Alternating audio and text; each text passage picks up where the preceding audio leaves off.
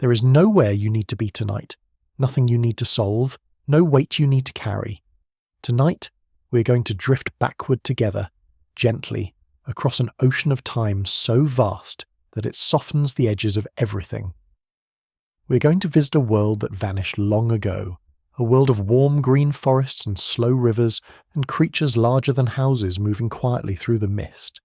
This is the story of the dinosaurs.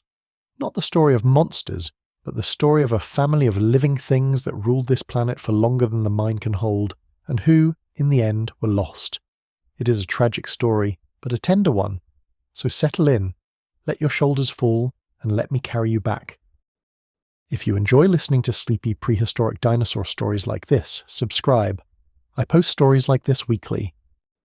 Before we meet the dinosaurs, before we walk among the ferns and listen to the rain falling on ancient leaves, we have to understand something about time itself. Because the hardest part of this story, the part that is almost impossible to truly feel, is just how long ago all of this happened and how long it lasted. Think of your own life for a moment. Think of the oldest memory you have, the soft blur at the very beginning of things. For most of us, that reaches back perhaps to the age of 3, or 4, or 5. Behind that there is only darkness, a time we lived through but cannot recall. Now think of the oldest person you have ever known. A grandparent perhaps, someone whose hands were lined and whose voice carried the weight of decades. Their life might have stretched across 80 years, 90, 100. To a child that seems like forever, a whole century of mornings and evenings, of seasons turning over and over. Now gather together every person who has ever lived, every name that was ever spoken, every civilization that ever rose, built its monuments, told its stories, and crumbled back into the earth. All of recorded human history, from the first marks scratched into clay tablets to this very moment, stretches back perhaps 5,000 years. 5,000 years of kings and farmers, of wars and weddings, of everything we have ever written down. That is the entire span of what we call history. The dinosaurs ruled this planet for 165 million years. Let that number rest against your mind for a moment. Not 5,000, 165 million. If you took all of human history, every page of it, and laid it end to end, you would have to repeat it more than 30,000 times before you match the length of the dinosaurs' reign. They were here, walking, breathing, raising their young, watching the sun rise and set, for a span of time so enormous that our entire species is, by comparison, a single breath. A single quiet exhale at the very end of a very long day. And this is the first gentle truth of our story, the one I want you to hold as you drift off. The dinosaurs were not a brief experiment. They were not a strange chapter that flickered and vanished. They were the most successful large animals this planet has ever produced. They were here for an almost unimaginable length of time, and for nearly all of it, the world belonged to them. But every story, even one that lasts 165 million years, has an ending. And that is what makes this story tragic. Not because the dinosaurs were cruel, or foolish, or doomed from the start. They were none of those things. They were simply living, as all things live, unaware that somewhere in the depths of space or the depths of the earth, the conditions of their world were quietly changing. They did not know that their long reign would end. How could they? No living thing knows the shape of its own ending. They simply lived, generation after generation, beneath skies that seemed eternal. We are going to walk that whole long road together tonight. We are going to begin before the dinosaurs even existed, in a wounded world recovering from disaster. We are going to watch them rise, small and quiet and overlooked. We are going to see them grow into the giants we remember, the long-necked wanderers and the armoured grazers and the great hunters of the late world. We are going to feel the warmth of their golden age, when forests covered the continents and the air was thick and gentle. And then softly, without fear, we are going to witness the end, the slow tragedies and the sudden one, the dying of the light and what came after. Because here is the second gentle truth, and I want you to hold this one too. The story of the dinosaurs does not truly end in darkness. Something survived. Something carried a small piece of them forward into our own world. And if you have ever stood in a garden at dawn and listened to the birds singing in the trees, then you have heard the distant descendants of the dinosaurs, still here, still singing after all this time. So there is sorrow in this story, yes, but there is also wonder and continuity and a strange kind of peace. Nothing is ever entirely lost. Everything that lives leaves something behind. Tonight, let us go and find it. To understand how the dinosaurs rose, we first have to understand the world they were born into, and that world was not a gentle one. It was a world still healing from the deepest wound life on Earth has ever suffered. Let us travel back then, not 165 million years, but more than 250 million years. The continents are not where you would expect to find them.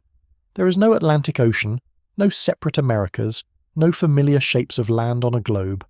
Instead, every piece of dry land on the entire planet is fused together into a single vast supercontinent. Scientists call it Pangaea, a name that means, simply, all the Earth. And it deserved that name. You could have walked from what would one day become the South Pole to what would one day become the North, and never once crossed an ocean. One unbroken land stretching from horizon to horizon, surrounded by a single enormous sea. It was a harsh place. The interior of this supercontinent lay so far from any coastline that ocean moisture could never reach it. The rains fell along the edges of the land and went no further, and so the heart of Pangaea was a desert of almost incomprehensible scale, a dry, baking wilderness larger than any desert that exists on our planet today. The days there were scorching, hot enough to kill, and the nights, with no moisture in the air to hold the warmth, plunged toward bitter cold. It was a land of extremes, of brutal sun and freezing dark, where life clung only to the moist green margins along the shores. And yet life was there. Life is always there, even in the hardest places, holding on, waiting, adapting. The world before the dinosaurs was ruled not by reptiles as we think of them, and certainly not by mammals, who at this time were barely a whisper of a possibility. The rulers of this ancient land were creatures called synapsids, sometimes described as mammal-like reptiles, though that name does not quite do them justice. They were their own kind of thing, a branch of life that had been growing and changing for tens of millions of years. Some of them were enormous, lumbering plant-eaters with thick skulls and heavy bodies, grazing slowly near the water's edge. Others were fearsome hunters, with long curved teeth like sabres, prowling the coastlines in search of prey. They had features that, if you looked closely, might have reminded you faintly of mammals to come. The hint of differentiated teeth, perhaps the faintest beginnings of warmth in their blood. They were not our ancestors exactly, but they were close cousins to that ancestral line, and for a long, long time they were the lords of the earth. The plants of this world were strange to our eyes as well. There were no flowers anywhere on the planet. There would not be flowers for well over 100 million more years. There was no grass, no soft green meadows, no blossoms scenting the air. Instead, the land was covered in ferns and in primitive cousins of the conifers, in seed-bearing plants and in tall, scaled trees that looked like nothing in any forest you have ever walked through. The green of this ancient world was an older, deeper, stranger green, growing in silence, untouched by any bee or butterfly, for none had yet evolved. This was the late part of the period geologists call the Permian, and it was, in its harsh way, a stable world. The synapsids ruled, the forests held the coasts, the great desert baked in the centre of everything. Life had found its balance, difficult as that balance was. For millions of years the pattern held. And then it broke. What happened next is the darkest event in the entire history of life on this planet, and we will speak of it softly, because it is hard, and because there is no need to dwell in it. In the part of the world that would one day become Siberia, the ground itself split open.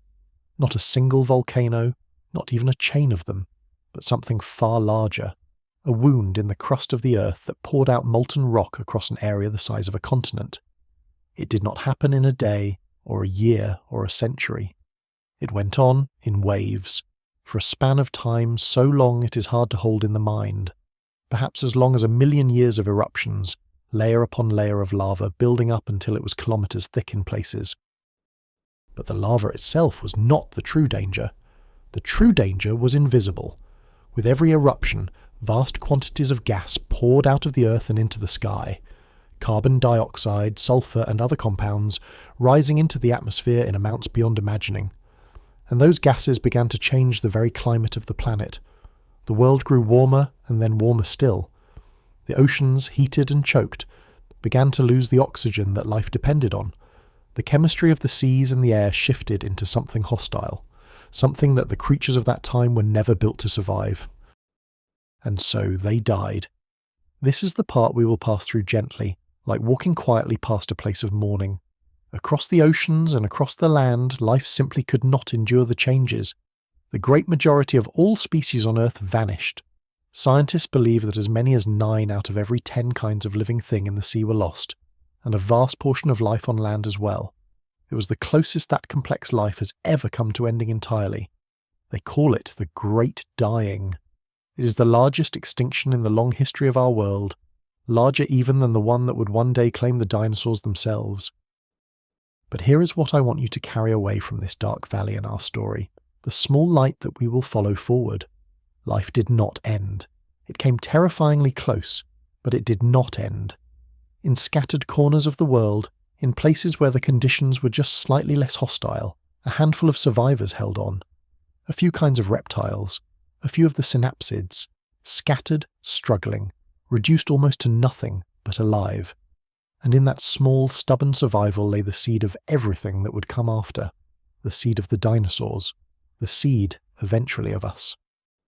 For life, you see, is patient. It does not rush, and it does not despair. Given even the smallest foothold, the smallest handful of survivors and the gift of time, it begins again. And as the eruptions in Siberia finally quieted, and the world began the slow work of healing, the stage was being set in an empty and wounded world for something entirely new to rise. That something would be the dinosaurs, but they were not here yet. They had not yet taken their first breath. We will have to wait a little while longer and walk a little further into the recovering world before we meet them.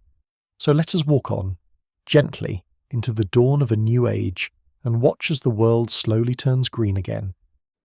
The world that emerged from the Great Dying was not the world that had gone into it.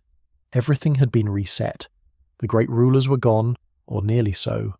The crowded, competitive ecosystems of the old world had been swept away, leaving behind something strange and rare in the history of life. Empty space, empty roles, a planet full of opportunities, waiting for whatever could rise to fill them. This new chapter is called the Triassic period, and it began roughly 252 million years ago, in a hot and damaged world still finding its feet. The recovery was slow at first. For the first stretch of the Triassic, life remained sparse and simple, as though the planet were holding its breath, uncertain whether it could trust the calm. But gradually, generation by generation, the survivors began to spread again.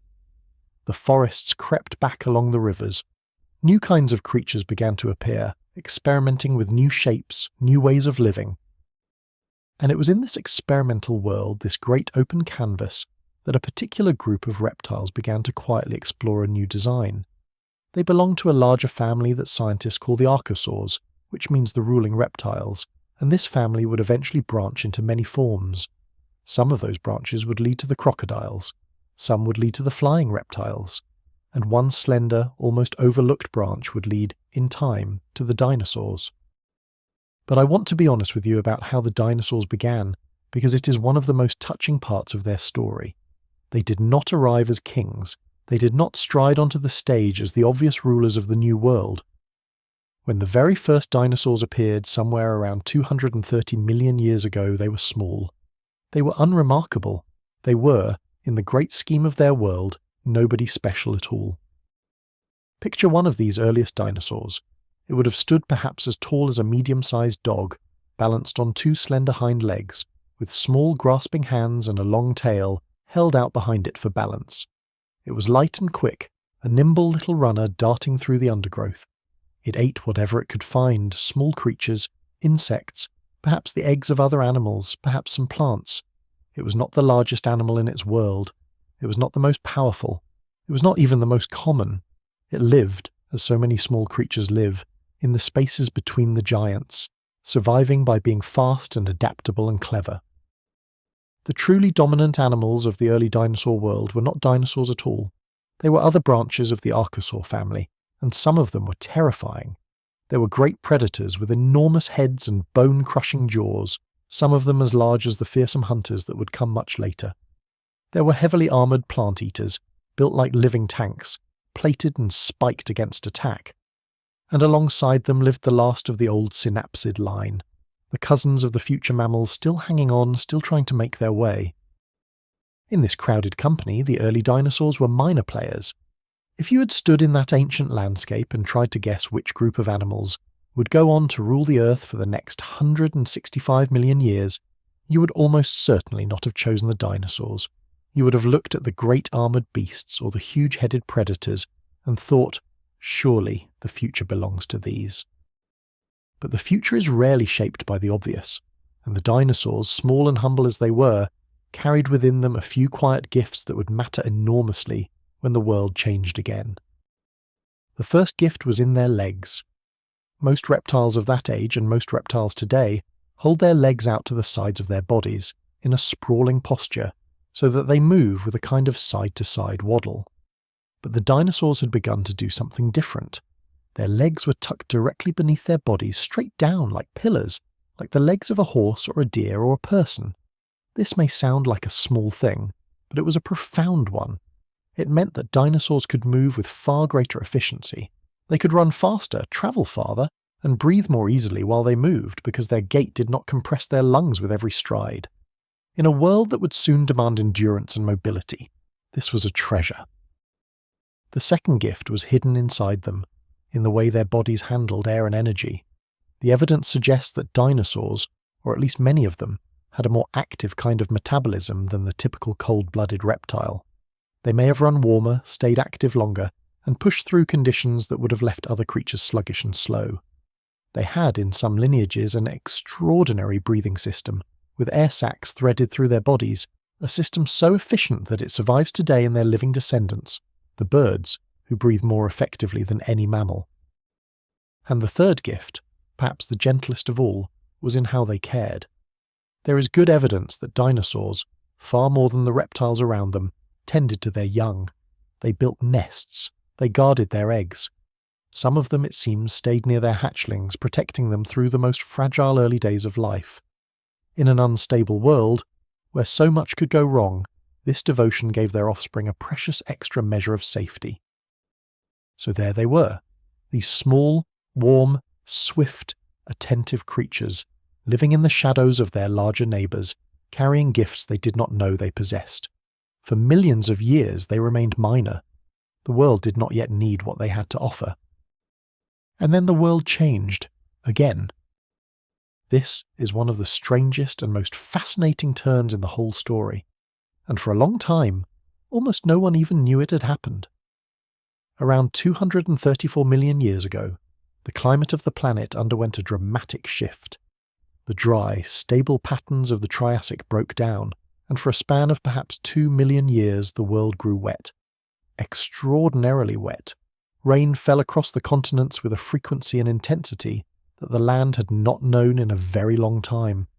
Deserts that had been bone dry for ages turned green and swampy.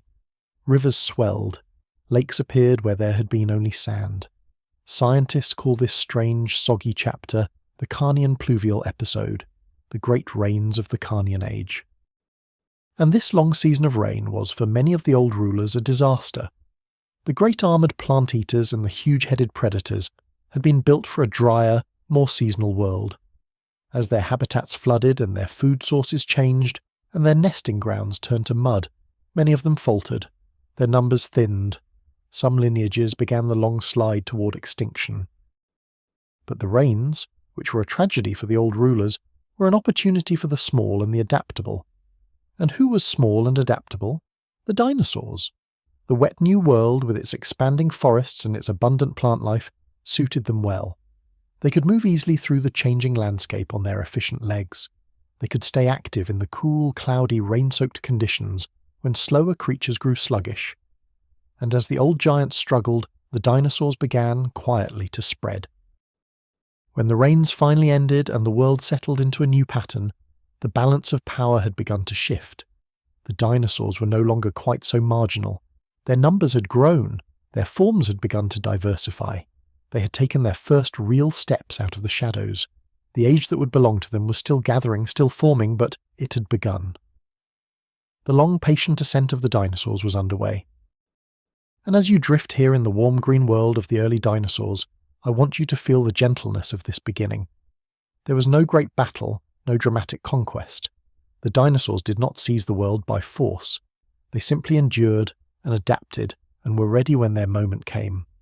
They rose the way the tide rises, slowly, quietly, without anyone quite noticing, until one day the whole shore had changed. This is how most great things begin, not with thunder, but with patience, not with a roar, but with a long, quiet readiness. The dinosaurs were learning, without knowing they were learning, how to inherit the earth. But the road ahead was not yet clear. Before they could truly claim their kingdom, the world would have to be swept clean one more time. Another great change was coming, at the end of the Triassic, and it would clear away the last of the dinosaurs' rivals and open the door to their golden age. We will walk toward that change in time, but for now let us rest a moment in this green and rainy world, among the small dinosaurs moving quietly through the ferns, at the very beginning of their long story. Let us breathe slowly and let the gentle rain fall, and let the world turn softly toward the age of giants. The Triassic period had been a long age of recovery and experiment, and for the dinosaurs it had been a long apprenticeship. They had appeared, they had survived, they had begun to spread. But they were still sharing their world with the older rulers, still one group among many, still waiting for the door to truly open.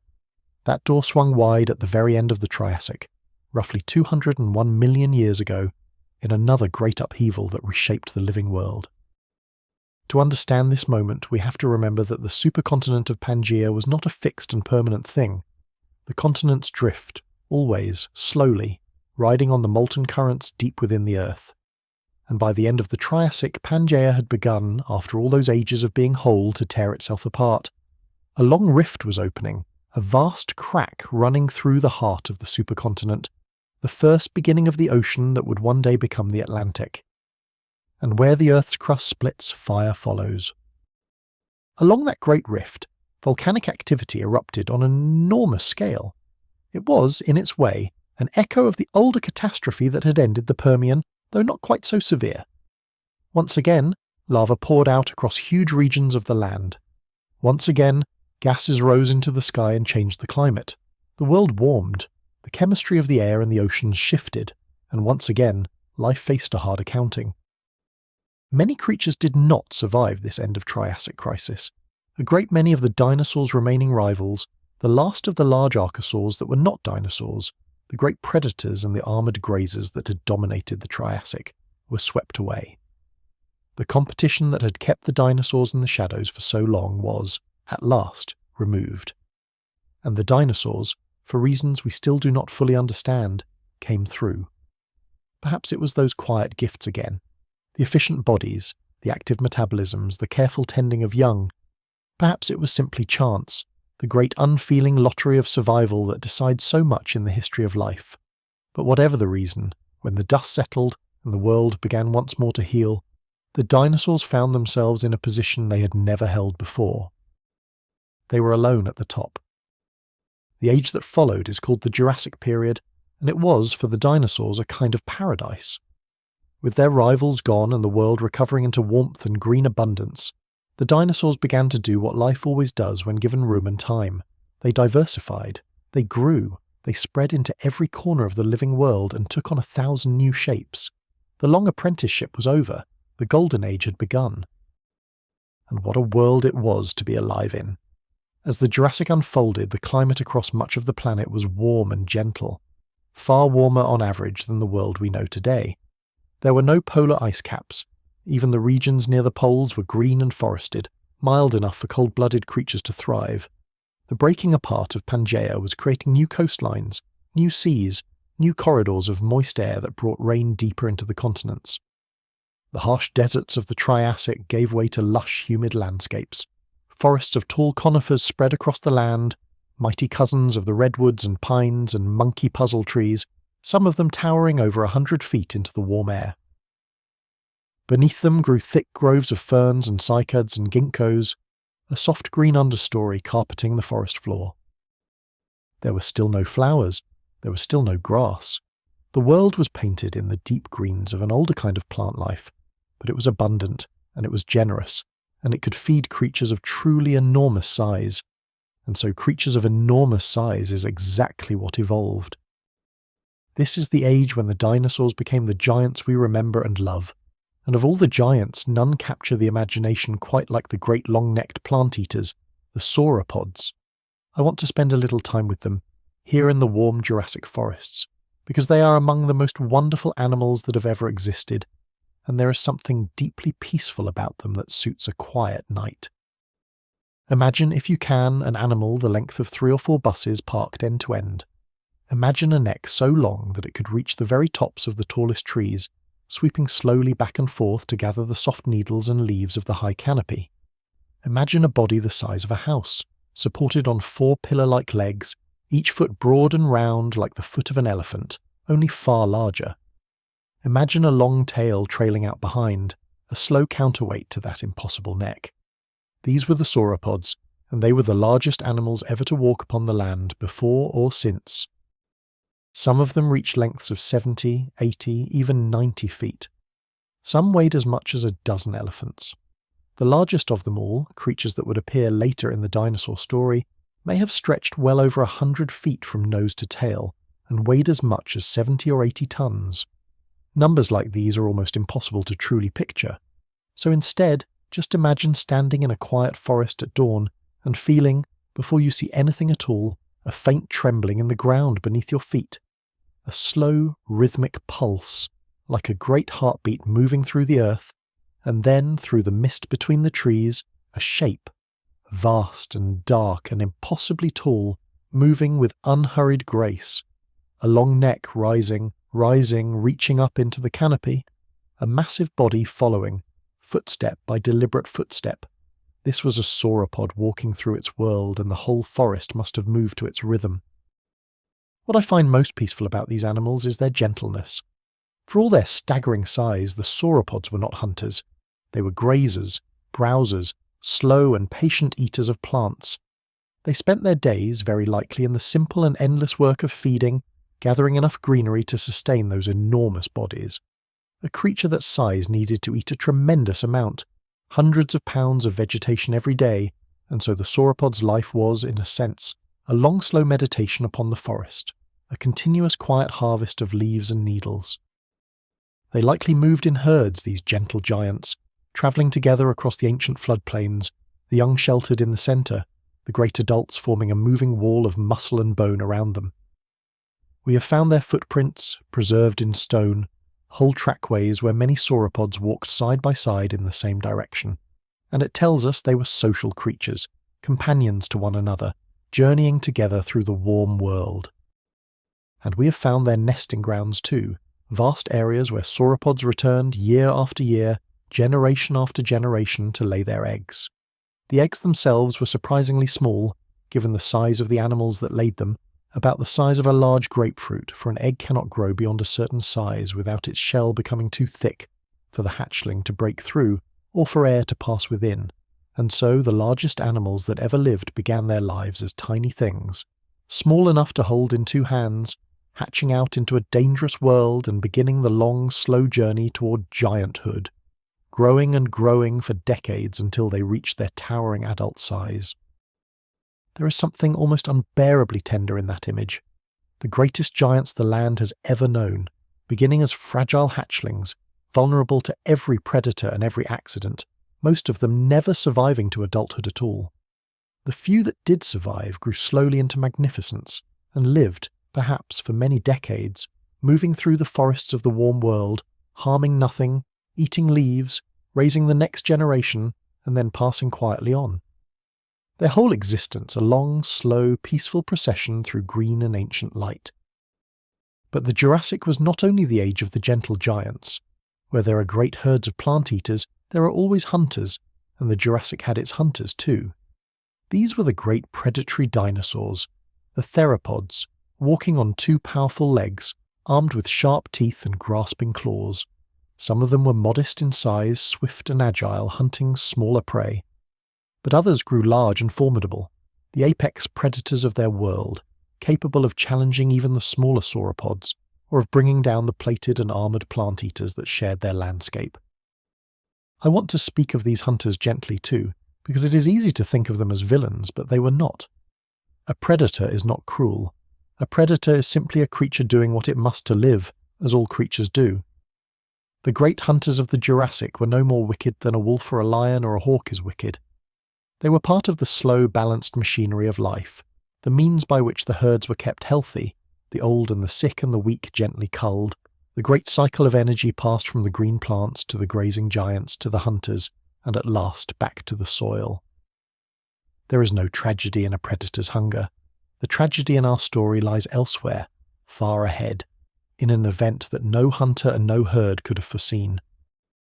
Among the most famous of these Jurassic plant-eaters was a creature whose silhouette is known to almost every child, an animal with a double row of great flat plates running along its arched back and a tail tipped with long, sharp spikes. This was Stegosaurus, a heavy, slow-moving grazer about the size of a bus, browsing on the low plants of the Jurassic floodplains. The plates along its back have puzzled scientists for a long time. They were too thin and oddly arranged to have been much use as armour. They may have helped the animal control its body temperature, soaking up the morning sun or shedding heat in the warm afternoons. They may have been used for display to recognise one another, or to appear larger and more impressive to rivals and to mates. Whatever their purpose, they give the animal an unmistakable shape, a creature that seems almost designed to be remembered. And the spikes on its tail, those at least we understand, they were weapons. A Stegosaurus, threatened by a hungry predator, could swing that heavy spiked tail with real force, a slow but dangerous defence. We have even found the fossilised wounds of predators that came too close, pierced by those very spikes. So even the gentle grazers of the Jurassic were not entirely helpless. The world had given each creature its own quiet means of survival, its own way of holding on for a little longer in the long contest of life. As the Jurassic deepened, the dinosaurs reached into every available way of living. There were small, swift, lightly built dinosaurs darting through the undergrowth. There were medium-sized grazers and browsers of every description. There were the towering sauropods reaching into the canopy, and the powerful theropods hunting among them. The dinosaurs had not merely survived their long apprenticeship and their two great trials by fire, they had inherited the whole green earth, and they had filled it from the forest floor to the treetops with an astonishing variety of life. And above them, in the warm Jurassic skies, other creatures had taken to the air. The pterosaurs, the flying reptiles, cousins of the dinosaurs, soared on leathery wings over the forests and the coastlines, and somewhere in this age, among the small feathered theropods, something extraordinary was happening, something we'll return to later, for it is one of the most hopeful threads in our whole story. For now, simply know that in the Jurassic, on the warm air rising from the green forests, the first true birds were beginning to take wing. The dinosaurs were learning to fly. So here, in the heart of the Jurassic Golden Age, let us pause and rest. Let us stand quietly in a warm and ancient forest, beneath the towering conifers, in the soft green light. Let us listen to the wind moving through the high canopy, and feel the slow tremble of a sauropod herd passing somewhere in the distance. Let us breathe the warm, moist air, thick with the scent of resin and growing things.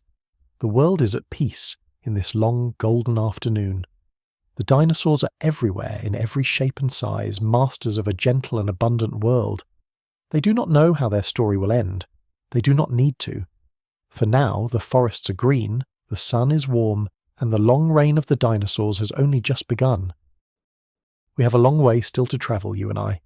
The Golden Age will stretch on for many millions of years before the final chapter approaches. So let us not hurry. Let us linger here in the warmth a little longer, and let the slow rhythm of this ancient world carry us gently toward rest. As the Jurassic gave way to the period that followed, the Cretaceous, the world continued its slow transformation, and the dinosaurs continued to flourish within it. We have reached now the longest and richest stretch of their reign, the time when the continents took on shapes we might almost begin to recognise, when new kinds of plants appeared at last to soften the ancient green, and when the dinosaurs reached the very peak of their variety and their splendour. This is the age of the most famous dinosaurs of all, and we will meet many of them in the chapters ahead. But first, let us understand the world they lived in, for it had changed a great deal since the early days. The great supercontinent of Pangaea was now well and truly breaking apart. The single landmass that had once let an animal walk from pole to pole had fractured into separate continents, drifting slowly away from one another across the widening seas. The Atlantic Ocean was opening, a young and growing sea between the lands that would become the Americas and the lands that would become Europe and Africa. The southern continents were pulling apart too, separating into the pieces that would one day become South America, Africa, India, Australia and Antarctica. The map of the world was being slowly redrawn, over tens of millions of years, by the patient drift of the continents. This breaking apart had a profound effect on the dinosaurs, though they could never have known it. As the continents separated, the dinosaurs that lived upon them became isolated from one another. A group of dinosaurs on the drifting landmass of South America could no longer mingle and breed with their cousins on the landmass of North America, because a widening ocean now lay between them. And when populations are separated like this, they begin, over the long ages, to change in different directions, adapting to their own particular homes, until eventually they become entirely different kinds of animals. This is part of why the Cretaceous was such an age of variety. The single world of the dinosaurs had become many separate worlds, each one developing its own unique cast of creatures. On the northern continents, certain kinds of dinosaurs flourished. On the southern continents, others rose to prominence, often quite different in form. The breaking of the world had become an engine of new life, scattering the dinosaurs across many lands and letting each land shape its own distinct family of giants. The climate too remained warm and generous through most of the Cretaceous. There were still no great ice caps at the poles. Shallow seas spread across the low parts of the continents, flooding huge regions and creating warm, productive waters teeming with life. North America, for a long stretch of the Cretaceous, was actually divided in two by a great inland sea that ran from the northern ocean down to the southern one, splitting the continent into an eastern landmass and a western one. Along the shores of these warm, shallow seas, life flourished in tremendous abundance, and the dinosaurs of the coastal lowlands lived in a rich and well-watered world. But the most beautiful change of the Cretaceous, to my mind, was the arrival of the flowers. For all those long ages through the whole Triassic and Jurassic, the world had been without blossoms. The forests had been green, deeply and entirely green, painted only in the colours of ferns and conifers and their kin. But somewhere in the early Cretaceous, a new kind of plant appeared, the flowering plants, and they would change the appearance of the world forever. At first, they were modest things, small and unobtrusive, growing in the disturbed ground along rivers and in the gaps between larger plants. But they carried a powerful innovation, the flower itself, a structure designed to attract animals, particularly insects, and to enlist them in the work of carrying pollen from bloom to bloom. This was a partnership, an ancient bargain struck between the plants and the insects, and it transformed both. The flowering plants spread and diversified with astonishing speed, evolving into countless forms, while the insects that fed upon their nectar and carried their pollen diversified alongside them. The bees, the butterflies, the beetles, all the great variety of flower-visiting insects began their long flourishing in this age. And slowly, across the millions of years of the Cretaceous, the world grew colourful. Blossoms appeared among the ancient greens. The first magnolias unfurled their pale petals. The forests, which had been silent of any bee for hundreds of millions of years, began at last to hum with the sound of pollinators moving from flower to flower. The dinosaurs lived through this transformation, and some of them surely came to depend upon it. The new flowering plants offered fresh kinds of food, new leaves and fruits and seeds, and the plant-eating dinosaurs adapted to take advantage of them. By the late Cretaceous, certain groups of plant-eaters had evolved truly remarkable mouths, lined with hundreds and hundreds of tightly packed teeth, arranged into grinding surfaces capable of processing tough, fibrous vegetation with great efficiency. These were among the most sophisticated chewing mechanisms ever to evolve in any animal, and they allowed these dinosaurs to make the most of the changing plant life around them. I find it a lovely thought that the dinosaurs in their final age walked through a world that was, for the very first time, beginning to bloom. That the great herds of the late Cretaceous moved through landscapes scattered with flowers, beneath trees that were the ancestors of our own oaks and maples and magnolias. The world was becoming, in these last chapters of the Dinosaurs story, something that we might almost recognise.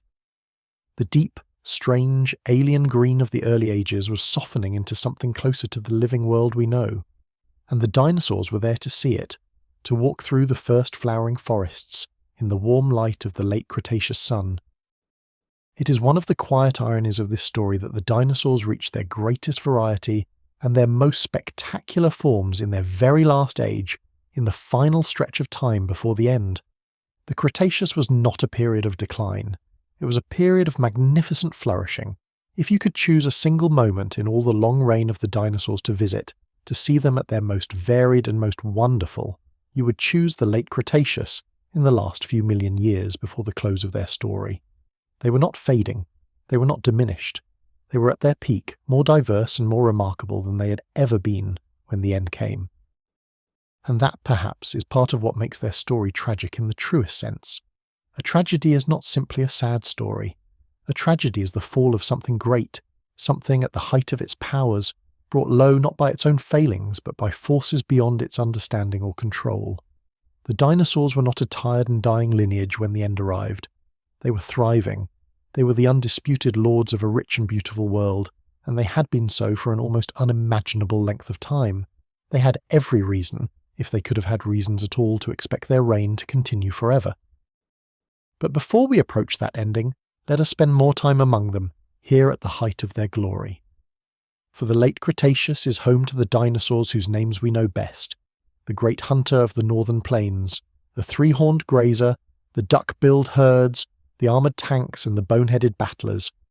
We will meet them all, gently, one by one, and we will come to know them not as monsters but as living creatures, each one finding its own way through the warm and flowering world.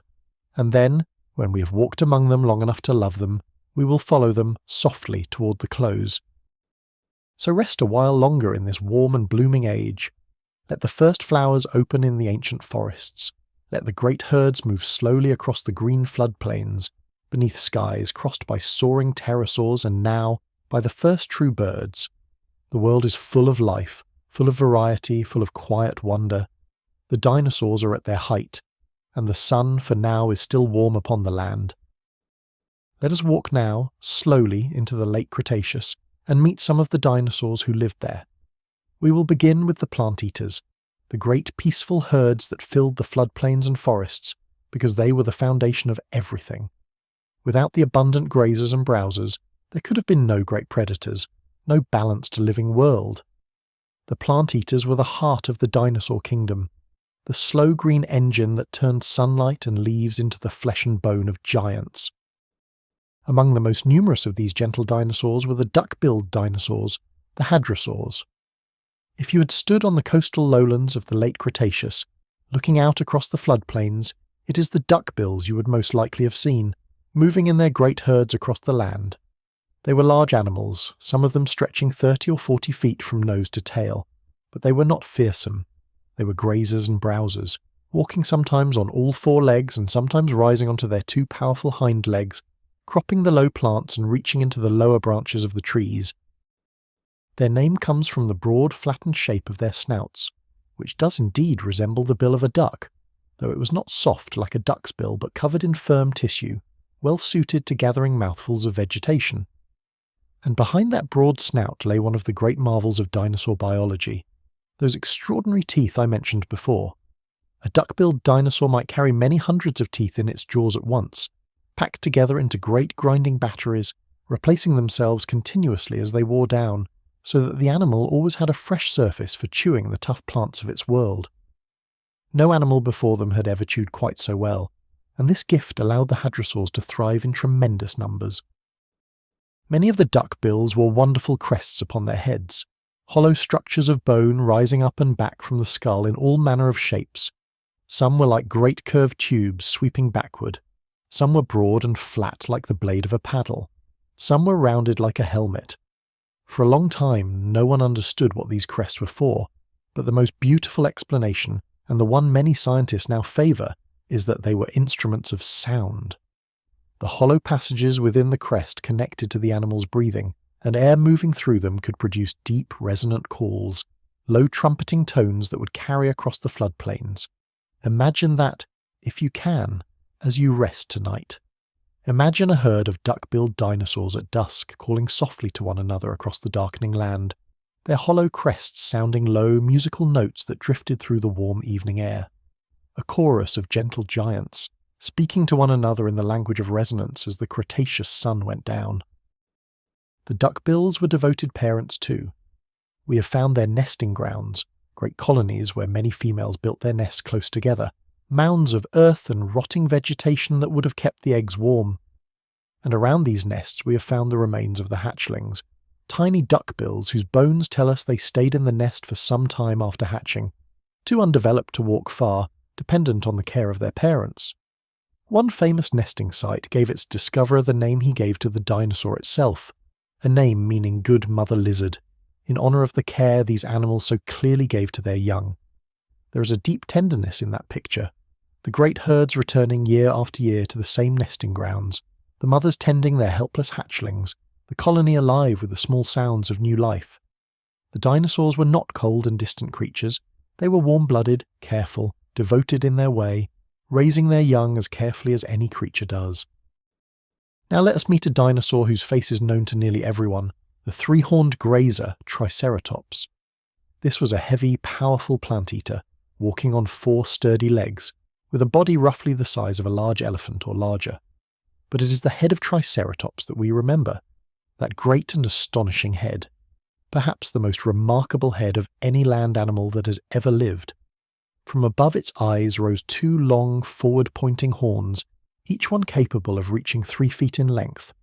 Above its nose rose a third, shorter horn, and behind all of this, framing the whole face, rose a great bony frill, a broad shield of bone sweeping up and back from the skull, larger in some individuals than a doorway. What were the horns and the frill for? Partly surely for defence. A late Cretaceous landscape was home to enormous predators, and a Triceratops lowering its great horned head toward an attacker would have been a formidable and dangerous opponent, not unlike a rhinoceros today but far larger and more heavily armed. We can well imagine a great hunter thinking twice before challenging a healthy adult Triceratops, with those long horns ready to meet it.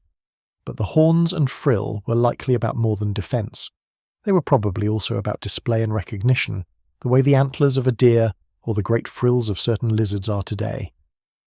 With such a head, a Triceratops could recognise its own kind, could impress potential mates, could establish its standing among its fellows, perhaps locking horns with rivals in shoving contests, the way deer and cattle do today, testing one another's strength without serious harm. I picture the Triceratops as a kind of ancient bison of the Cretaceous, a heavy peaceful grazer moving across the land in family groups or herds, lowering its great beaked mouth to crop the low vegetation, raising its horned head to watch for danger. There was a solidity to these animals, a groundedness, a sense of an animal entirely at home in its world. They were among the very last dinosaurs to walk the earth, present right up until the final day, grazing peacefully beneath the late Cretaceous sky. And then there were the armoured dinosaurs, the ankylosaurs, the living tanks of the dinosaur world. These were heavy, low-slung plant-eaters whose entire backs and sides were covered in thick plates of bone, embedded in their skin like a coat of natural armour. Some of them carried rows of spikes along their flanks, and some of the most remarkable of them ended in a great club of solid bone at the tip of the tail, a heavy mass that the animal could swing with tremendous force. Picture one of these armoured grazers moving slowly across the landscape, low to the ground, wide and squat, plated in bone from its skull to its tail, utterly secure within its fortress of armour. A predator approaching such an animal would find almost nothing to bite. The armoured back turned every attack aside, and if the predator pressed too close, that great bony club would come swinging around, heavy enough to break bone, a devastating defence for an animal that asked nothing more than to be left in peace to eat its plants. There is something wonderfully reassuring about the ankylosaurs. They were not fast, they were not fierce. They simply could not be hurt easily, wrapped as they were in their patient, plodding armour. They moved through their dangerous world in perfect safety, browsing on the low vegetation, secure within themselves, There were the bone-headed dinosaurs as well, the pachycephalosaurs, with their strange domed skulls of thickened bone. For a long time it was thought that these animals used their reinforced heads to ram one another, butting heads like wild sheep in contests of strength and dominance. The picture is debated now, and perhaps they butted one another's flanks rather than meeting head to head. But whatever the truth, these were peculiar and striking creatures, walking on two legs with their oddly thickened dome-topped skulls, browsing on the plants of the late Cretaceous forests. And there were the small, swift plant-eaters too, the quick and nimble dinosaurs that darted through the undergrowth, the medium-sized browsers and the great variety of grazers that filled every corner of the herbivorous world. The plant-eating dinosaurs of the late Cretaceous were a vast and varied multitude, from the towering long necks that still survived in places, to the great duck-billed herds, to the horned grazers and the armoured tanks and the bone-headed battlers, and all the smaller kinds besides. They covered the land, they ate the abundant vegetation, they raised their young. They formed the broad green base of the dinosaur kingdom, the foundation upon which all the rest depended. And as you rest here among them, I want you to feel the peacefulness of these great herds. There is no menace in a grazing dinosaur. There is only the slow, patient work of living, the cropping of leaves, the watchful eyes, the quiet companionship of the herd. Imagine lying in the warm grass of a late Cretaceous floodplain, if there had been grass, watching the great herds move across the land in the golden evening light.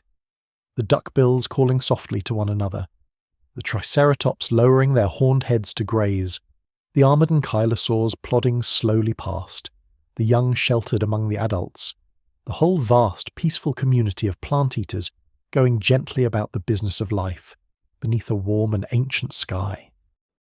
This was the world at its fullest. This was the dinosaur kingdom at the very height of its long flourishing. And it was beautiful, and it was abundant, and it was, in its slow and gentle way, at peace. No account of the dinosaurs would be complete without the hunters, the great predatory dinosaurs that walked among the herds. But I want to approach them, as I said before, with gentleness and without fear, because they were not villains in the story of life. They were simply another kind of living creature, finding their own way through the world, as necessary to the balance of their kingdom as the plants and the grazers themselves. The greatest and most famous of all the late Cretaceous hunters, the dinosaur whose name almost everyone knows, was Tyrannosaurus rex, whose name means, fittingly, the tyrant lizard king.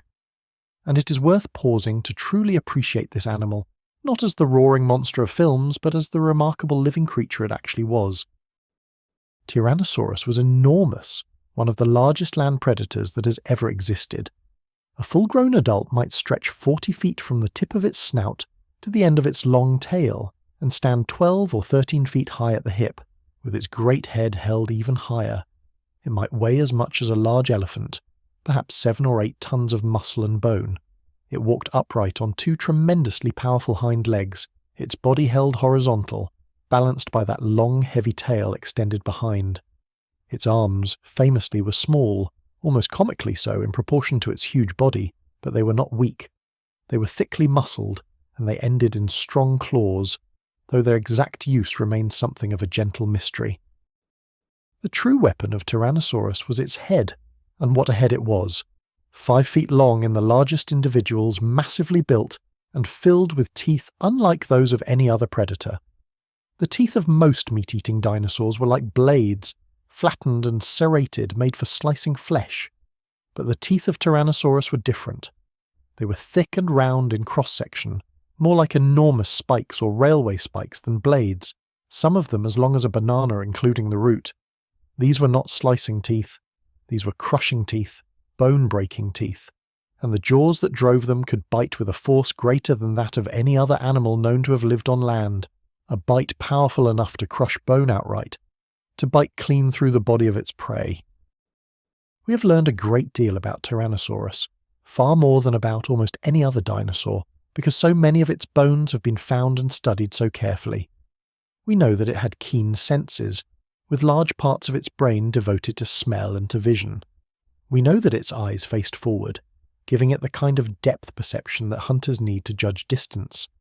We know that the young grew with astonishing speed, putting on enormous amounts of weight during their adolescent years, growing from small hatchlings into giants in only a couple of decades, and we know from the marks left on their bones that the life of a Tyrannosaurus was a hard one, full of injuries and infections and the wear and tear of a difficult existence.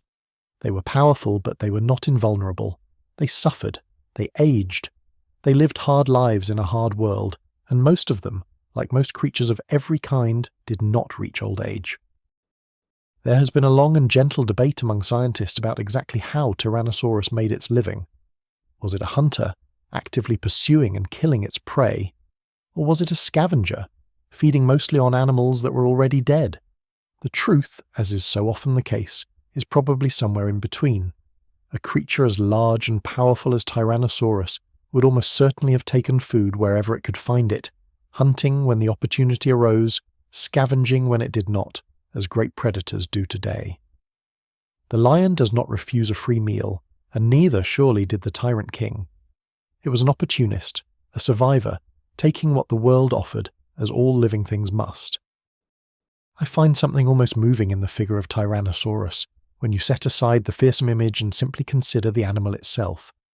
Here was a creature perfectly shaped by its world, the supreme product of the long ages of dinosaur evolution, the apex of the predatory line, walking the late Cretaceous landscape in the final chapter of the dinosaur's story. It did not know it was among the last. It simply lived, as its ancestors had lived, hunting and scavenging across the warm floodplains, raising its swift-growing young, ruling its kingdom with quiet and total authority. It was the last and greatest of the great dinosaur hunters, and it walked the earth right up until the very end. But Tyrannosaurus was not the only hunter, of course. The predatory dinosaurs came in every size, suited to every kind of prey. There were the medium-sized hunters, swift and agile, pursuing the smaller plant-eaters across the open ground. And there were the small, fierce, intelligent hunters, the ones that have captured the imagination almost as powerfully as the tyrant king himself, the dromaeosaurs, the so-called raptors. These were small predators, most of them no larger than a wolf or a large dog, though some grew bigger. They were built for speed and agility, lightly constructed with long legs and grasping hands, and on each foot a single enlarged claw, curved and sharp, held up off the ground as they ran. This sickle claw was their signature weapon, used, it seems, to grip and pin their prey while they fed. But the most remarkable thing about these small hunters, the thing that has transformed how we picture them entirely, is that they were covered in feathers. Yes, feathers. We will speak more of this in the chapters ahead, for it is one of the great threads of hope in our story. But I want to plant the seed here. The small predatory dinosaurs, and very likely many other dinosaurs besides, were not scaly like lizards. They were feathered, like birds, clothed in soft and intricate plumage that may have served to keep them warm, to display to one another, or both. The fierce little raptors of the late Cretaceous were, in truth, more like enormous ground-running, sharp-clawed birds than like the scaly reptiles of our old imaginings. And this is no fanciful guess. We have found their feathers, preserved in stone, the delicate impressions of plumage still visible after all these millions of years. The dinosaurs wore feathers. Some of them were as colourful and as beautifully clad as any bird in your garden today.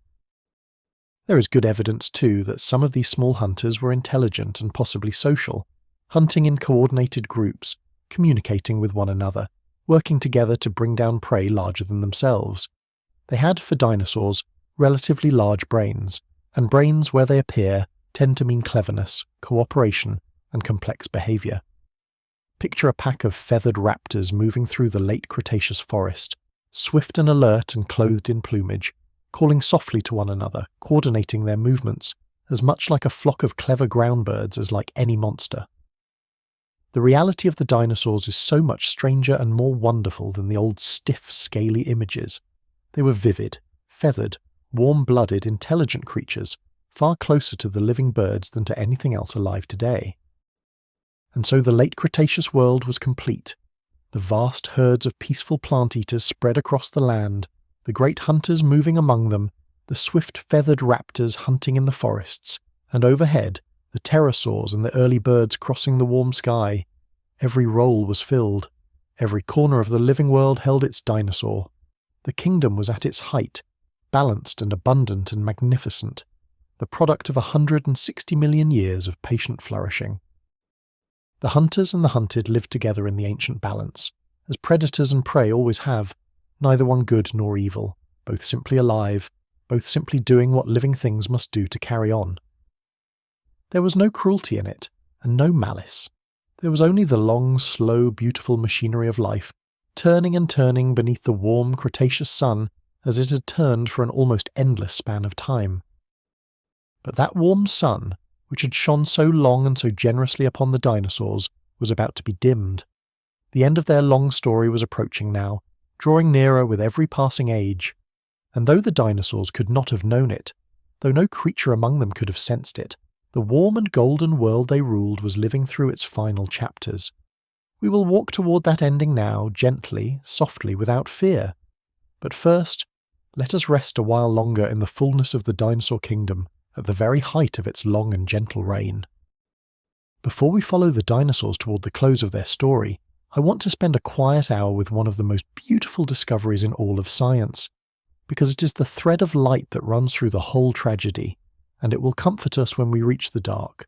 It is the discovery that the dinosaurs never truly died, that a piece of them survived and lives on and sings in the trees outside your window even now. This is the story of how the dinosaurs learned to fly, and how, in flying, a few of them slipped through the gates of catastrophe and into our own world. For most of the time that people have known about dinosaurs, we imagine them as great scaly reptiles, cold and distant cousins of the lizards and crocodiles. We pictured them dragging their tails through the swamps, slow and dim and reptilian. But over the last decades, a wave of extraordinary discoveries has utterly transformed that picture, and the dinosaurs we know now are creatures of an entirely different character. They were warm and active. Many of them were clad in feathers, and one branch of them gave rise directly to the birds. The first hints of this connection came long ago, from a single remarkable fossil found in a quarry in what is now Germany, in stone laid down during the Jurassic.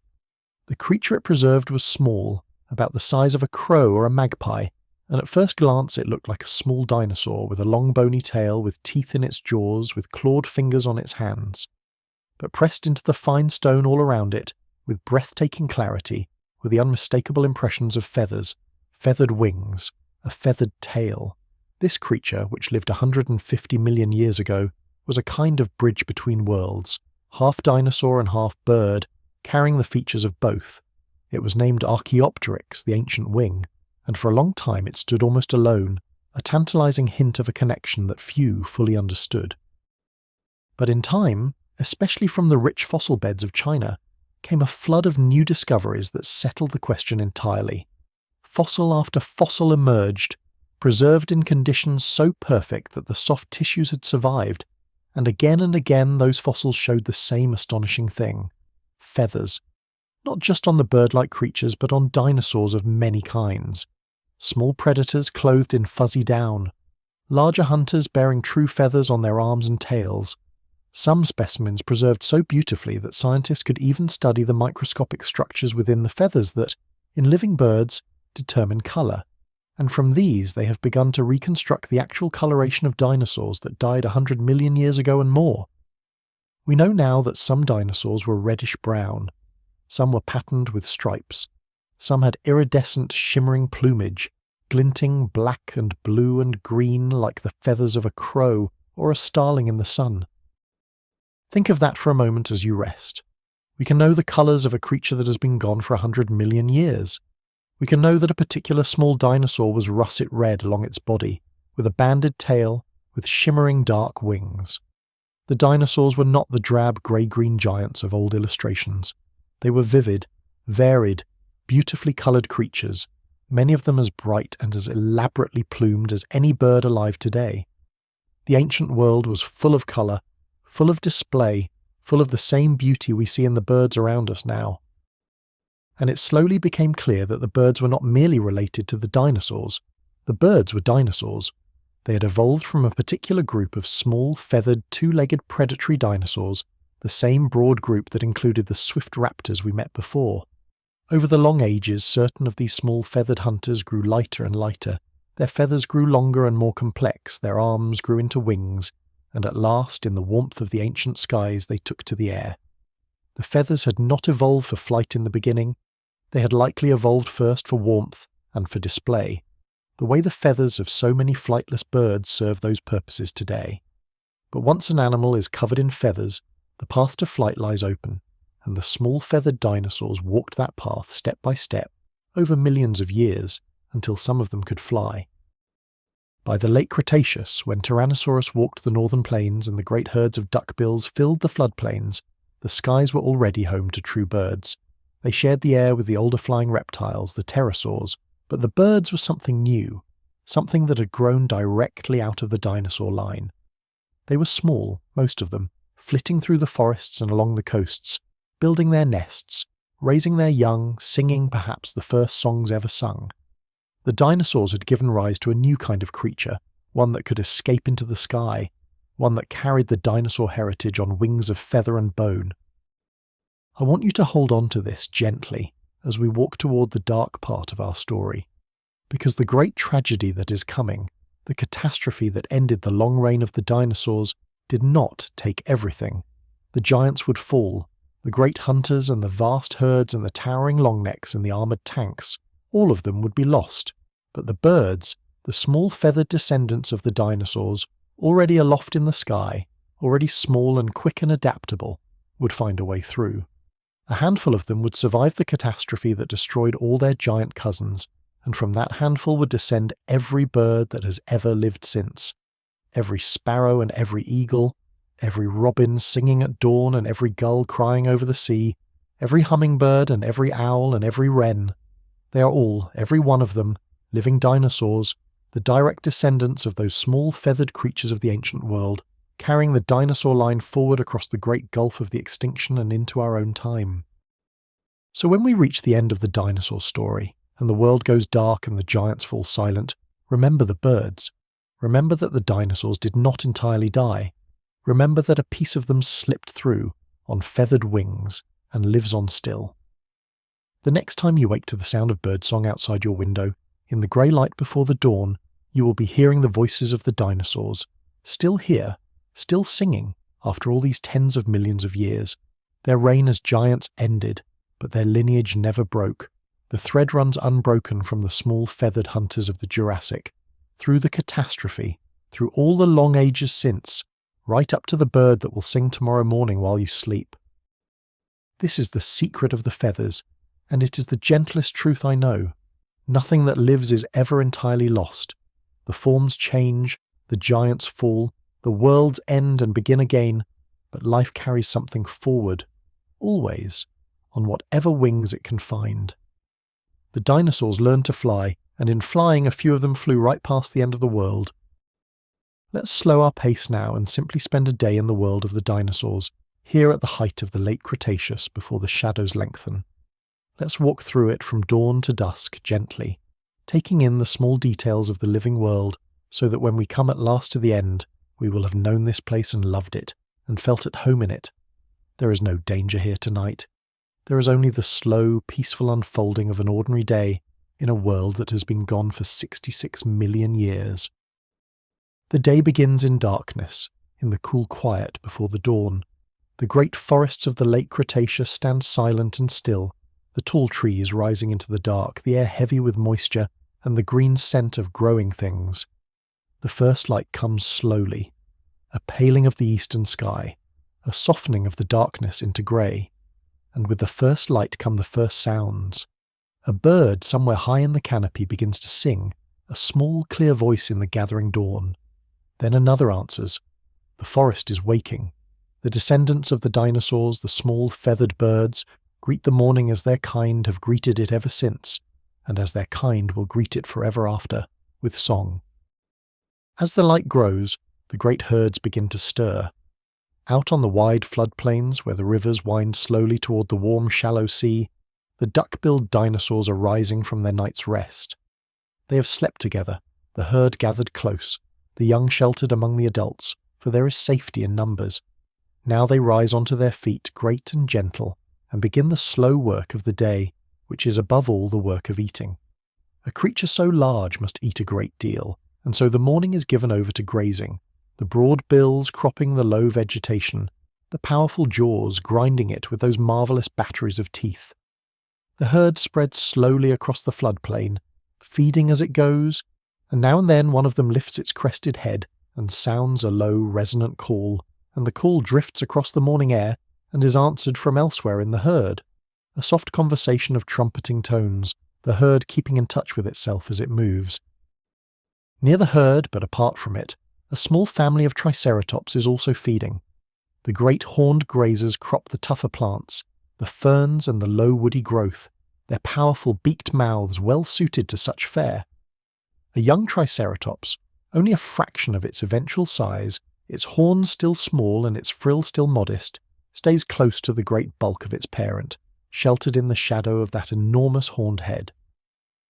The world is full of danger for a young dinosaur, and the parent keeps watch even as it feeds, lifting its head from time to time to scan the surroundings, ready to lower those long horns toward any threat that might approach.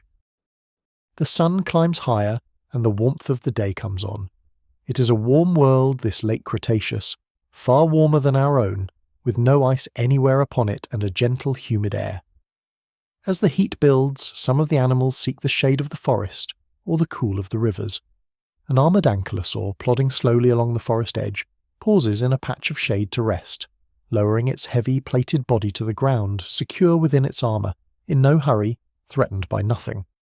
It has spent the morning browsing on the low plants, and now it simply rests, its small eyes half closed, its great club tail laid out behind it, a creature entirely at peace.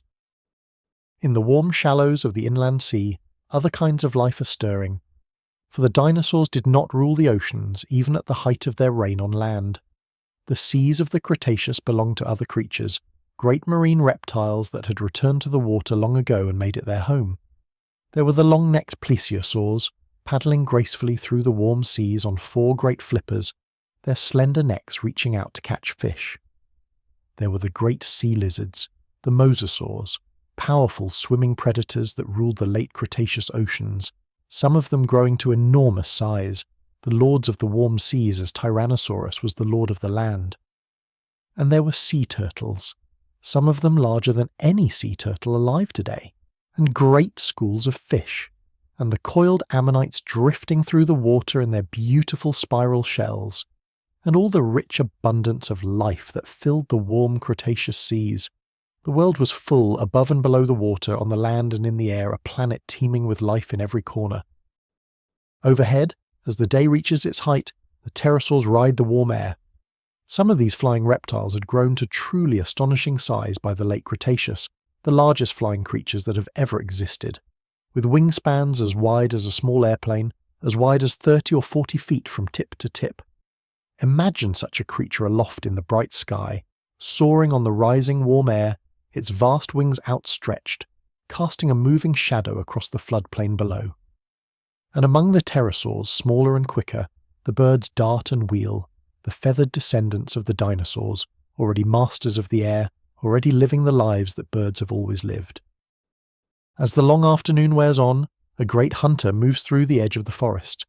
A Tyrannosaurus, vast and powerful, walks slowly along a game trail, its huge head swinging gently from side to side, testing the air with its keen sense of smell. It is not hunting, not just now. It has fed recently, and it moves without urgency, simply patrolling its territory, a great quiet presence in the dappled forest light. The smaller creatures give it room. A group of feathered raptors, hunting in the underbrush, fall still and silent as it passes, and resume their own pursuits only when the great hunter has gone by. The Tyrannosaurus is the unquestioned ruler here, and it moves through its kingdom with the calm assurance of a creature that fears nothing. It does not roar, it does not rampage, it simply walks, slow and immense, through the warm green afternoon, the tyrant king at peace in his domain. The light begins to soften toward evening. The sun, which has shone so warmly all day, sinks toward the western horizon, and the sky fills with the gold and rose colours of a Cretaceous sunset. The great herds, which have fed all day, gather themselves together again as the light fades, drawing close for the safety of the night. The duckbills sound their soft evening calls across the darkening floodplain. The Triceratops families settle near one another, The armored ankylosaurs find their resting places, and in the forest the birds sing their evening songs, the last music of the day before the dark comes down. Night falls over the world of the dinosaurs. The stars come out, the same stars more or less that shine over us tonight, for the great patterns of the heavens change only very slowly. The warm air cools a little, the forest grows quiet, and across the whole vast living world the dinosaurs sleep. The great herds rest upon the floodplains, the hunters lie still in the forest shadows, the young shelter against their parents. The whole magnificent kingdom, from the towering longnecks to the smallest feathered hunter, settles into the peace of the night, beneath the ancient stars, in the warm dark of a world that does not know its days are numbered. This was their life. Day after day after day, for tens of millions of years, this slow and peaceful rhythm turned. The dawn and the bird song, the long warm day of feeding, the soft calls across the floodplain, the golden sunset and the gathering dark, the stars and the sleep and the dawn again. It is in the end not so very different from the rhythm of life today. The same waking and resting, the same eating and tending of young, the same slow turning of the days. The dinosaurs lived simply and fully in their warm and abundant world, and their lives were good, and their kingdom was at peace. Let us rest here with them, in the warm Cretaceous night beneath the ancient stars. Let us share their peace for a little while longer, for the world is about to change, more profoundly and more suddenly than it has ever changed before, but not yet, not tonight. Tonight the dinosaurs sleep and the stars wheel slowly overhead, and the warm world turns gently toward another dawn, as it has always done, as it seems it will always do. Let us sleep too, here among them, in the last long peace of the dinosaur kingdom. The end of the dinosaurs is most often told as a single sudden event, a moment of catastrophe that swept them away in an instant. And there was such a moment, and we will come to it, and we will speak of it gently. But the truth is richer and more layered than that, as the truth usually is. The world of the dinosaurs had been changing in slow and quiet ways for a long time before the final blow fell. There were shadows lengthening across their kingdom long before the last day. And to understand the ending fully, with tenderness and with truth, we should walk through those slow shadows first, in the long twilight of the dinosaur age. The first of these slow changes was the changing of the world itself. The continents, as we have seen, were drifting apart all through the age of dinosaurs, and by the late Cretaceous they had moved far from their old positions. This drifting did more than rearrange the map. It changed the climate slowly, over millions of years. As the continents shifted and the oceans rearranged themselves, the patterns of warmth and rainfall across the world began to change. The great warm, even climate that had blanketed the earth for so long began, very gradually, to grow more varied, more seasonal, a little cooler in places, a little less uniform. The world was not yet cold. There were still no ice caps, but the long, stable warmth of the dinosaur age was slowly beginning to break up into something more changeable. The shallow seas, too, were changing. For much of the Cretaceous, great warm seas had spread across the low parts of the continents, including that vast inland sea that had split North America in two. These shallow seas had created huge stretches of warm, productive coastline, rich habitats where life flourished. But toward the very end of the Cretaceous, these seas began to drain away. The land rose, or the seas fell, and the warm, shallow waters retreated, draining off the continents and leaving behind exposed land where there had once been productive coast. The inland sea of North America shrank and pulled apart, reconnecting the two halves of the continent but destroying, in the process, all that rich coastal habitat that so many creatures had depended upon. These were not catastrophes, they were slow changes, unfolding across hundreds of thousands and millions of years, far too gradual for any single dinosaur to perceive. But their effect, over time, was to make the world a little harder, a little more stressful, a little less generous than it had been. The habitats were shifting, the climate was growing more variable, the easy, stable abundance of the long golden age was, very slowly, beginning to fray at the edges. There was another slow shadow too, gathering far away, on the other side of the world from where Tyrannosaurus walked the northern plains. In the part of the world that would one day become India, the earth itself was stirring. A great upwelling of molten rock had begun to push toward the surface, and along a vast region, volcanic eruptions had started. eruptions on an enormous scale, building up layer upon layer of lava across an area larger than many countries. These eruptions, which scientists call the Deccan Traps, were among the largest volcanic events in the entire history of the Earth, and they went on, in waves, for a very long time, beginning before the end of the Cretaceous and continuing well past it. We have heard this kind of story before in our journey tonight. We heard it at the end of the Permian in Siberia, where great eruptions changed the climate and brought the Great Dying. We heard it at the end of the Triassic, where eruptions along the rifting of Pangaea cleared the way for the dinosaurs' golden age. Great volcanic events of this kind release vast quantities of gases into the atmosphere, and those gases change the climate, sometimes warming it, sometimes cooling it, often making it unstable, swinging it back and forth in ways that stress the living world. And so these Indian eruptions, gathering in the last age of the dinosaurs, were adding yet another slow shadow to a world that was already, gently, beginning to change. How much these slow shadows mattered, scientists still gently debate. Some believe the dinosaurs were already in a slow decline before the end, their variety beginning to thin, the changing world beginning to wear away at their long dominance. Others believe they were still thriving, still magnificent, still at the height of their powers right up until the final day. The truth, perhaps, lies somewhere in between, as it so often does. The world was changing, the shadows were lengthening, the dinosaurs were perhaps a little more vulnerable, a little more stressed than they had been in the easy warmth of earlier ages. But they were still here, still abundant, still ruling their kingdom when the last day came. And this is part of the tragedy in the deepest sense. For the dinosaurs had weathered slow changes before. They had survived the drifting of continents and the shifting of climates many times over the course of their long reign. The slow shadows alone, the changing seas and the cooling climate and even the distant eruptions might not have ended them. They had endured such things before, adapting, persisting, carrying on. Given only the slow shadows, the dinosaurs might well have continued, changing as the world changed, finding their way through, as life always finds its way through slow change. Their story might have gone on for many millions of years more. But the slow shadows were not all that was coming. While the continents drifted and the seas drained and the distant volcanoes burned, something else was approaching the Earth, something that had nothing to do with any of these slow and earthly changes. It was coming from far away, from the cold dark spaces between the worlds, and it had been coming silently on its long curving path for a very long time. It did not know the Earth was there. It did not intend any harm. It was simply a piece of rock and metal, a fragment left over from the birth of the solar system, falling, as such things sometimes fall, toward a small blue world that lay, by the purest chance, directly in its path. The dinosaurs could not have seen it coming. No creature on Earth could have. There was no warning, no shadow on the horizon, no slow gathering that anyone could have noticed.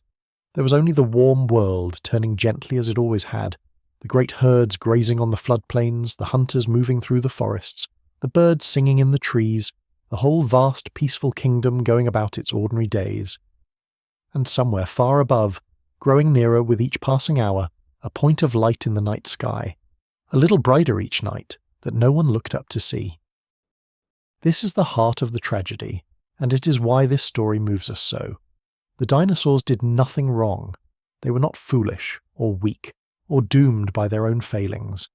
They were the most successful animals the land had ever produced, magnificent and varied and perfectly at home in their world, at the height of a reign that had lasted longer than we can truly imagine, and their ending, when it came, was not deserved, and not foreseen, and not anything they could possibly have prevented. It came from the sky, out of the dark, by pure chance, on a day that began like any other. But let us not rush toward it. Let us walk these last gentle steps slowly. The dinosaurs still have their world, for a little while yet. The slow shadows are gathering, but the warm sun still shines, the herds still graze, the birds still sing. Let us stay with them in the last long twilight of their age, and hold them gently in our minds, and love them a little, before the dark. We come now to the last day. I will tell it to you softly, as I promised, without fear, the way you might tell a sad story to a child at bedtime, holding their hand all the while so that even the sorrow becomes something gentle, something that can be carried, something that leads, in the end, toward sleep and toward peace. It was, as far as we can tell, an ordinary day. The world was as it had always been.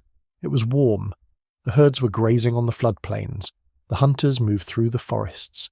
The birds sang in the trees, and the great pterosaurs rode the warm air, and the seas were full of life, and the whole vast kingdom of the dinosaurs went about its quiet, ordinary business as it had for tens of millions of years. There was no warning. There was no sense of an ending. There was only another warm and beautiful day in the long reign of the dinosaurs. But high above, the point of light in the sky had grown. For days, perhaps, it had been visible to any creature that happened to look up, a bright star where no star should be, growing steadily brighter. None of them understood it. None of them could have. It was simply a light in the sky, a little brighter each night, and then a little brighter each hour, and then, on that last morning, it was a light in the daytime sky, a fierce point of brilliance falling toward the earth. The object itself was not, in the scale of the universe, very large. It was a rock from space, an asteroid, perhaps 6 or 7 miles across. That may sound enormous, and on a human scale it is, larger than a mountain. But against the size of the whole Earth, it was small, a single stone falling toward a vast world. And yet that single stone carried within it an almost unimaginable energy, because of the tremendous speed at which it was travelling, faster than any bullet, faster than anything in your experience, plunging toward the earth at many miles every second. It fell toward the warm, shallow waters off the coast of what would one day become Mexico, near a place that would one day be called Chicxulub, and in the last moment of its long journey, it tore through the atmosphere in a streak of blinding fire and struck the earth. I will not dwell on the violence of that moment, for there is no need, and it would not serve the gentle purpose of our night. Let it be enough to say that the impact released energy beyond comprehension, more than all the weapons humanity has ever built, released in a single instant. The asteroid itself was destroyed utterly, and so was a great wound of the Earth's crust where it struck, blasted outward and upward into the sky. A crater opened in the Earth more than 100 miles across, and the energy of that impact spread outward across the world in waves over the hours and days that followed. Here is the part I want you to understand, gently, because it is the key to the whole ending. The asteroid did not kill the dinosaurs directly, most of them. It was not the impact itself, terrible as it was, that ended their reign. The impact was a single point upon a vast world, and most of the dinosaurs lived far away from it, in lands that the immediate blast never reached. What ended the long reign of the dinosaurs was not the blow itself, but what the blow did to the sky. For the impact threw an enormous quantity of rock and dust and tiny particles up into the atmosphere, high above the weather, into the upper air where nothing washes out, where things can linger for a very long time, and this vast cloud of fine particles spread over the days and weeks that followed, all the way around the world until it wrapped the entire planet in a veil, and that veil did something simple and quiet and utterly devastating. It blocked the sun. The light dimmed. Across the whole earth, the warm, bright sunlight that had nourished the living world for all those ages grew faint, and then fainter, and then, in the worst of it, was nearly gone. A long, strange darkness settled over the world, a twilight that did not lift, day after day, week after week, perhaps for months or even years. And in that long darkness the world grew cold. Without the sun's warmth, temperatures fell. The warm, gentle world that the dinosaurs had always known turned dim and cold and dark. And here is the quiet heart of it.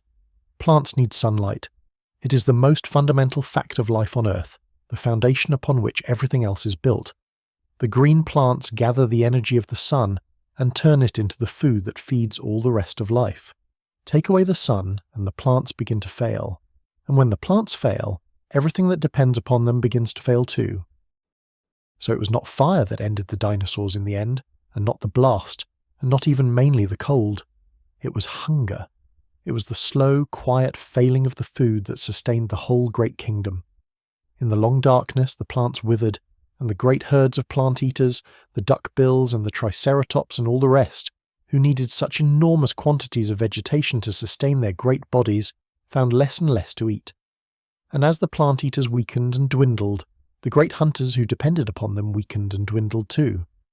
The whole vast structure of the dinosaur kingdom, built upon the green abundance of the sunlit world, came slowly apart in the dark. I want you to picture it not as a moment of violence, but as a long, slow, quiet fading. A great herd of duckbills in the dim, cold twilight, moving more slowly than they once did, searching for food that grows scarcer by the day. A triceratops family, the young pressed close against the adults for warmth in the unaccustomed cold. A great tyrannosaurus, grown thin and weary, walking through a dying forest beneath a darkened sky. The world growing quieter and quieter as the long rain wound gently down toward its close. It was not, for the most part, a sudden death. It was a slow letting go, a gradual fading of the light, a quiet diminishing of a kingdom that had stood for 165 million years. And one by one, across the long months and years of darkness, the great dinosaurs passed from the world. Not in terror, we may hope, but simply in the slow way that living things pass when their world can no longer sustain them, growing weaker, lying down at last to rest and not rising again. The towering long necks, the great horned grazers, the armoured tanks, the duck-billed herds with their soft musical calls, the bone-headed battlers, and the great hunters too, the swift raptors and the mighty tyrant king himself, the last and greatest of the predators, fading at last from the darkened world. All of them, all the great dinosaurs, the magnificent giants of the long golden age, gently and finally let go. It was the end of an age, the end of the longest reign that any group of large animals has ever held over the earth. After 165 million years, the age of the dinosaurs was over.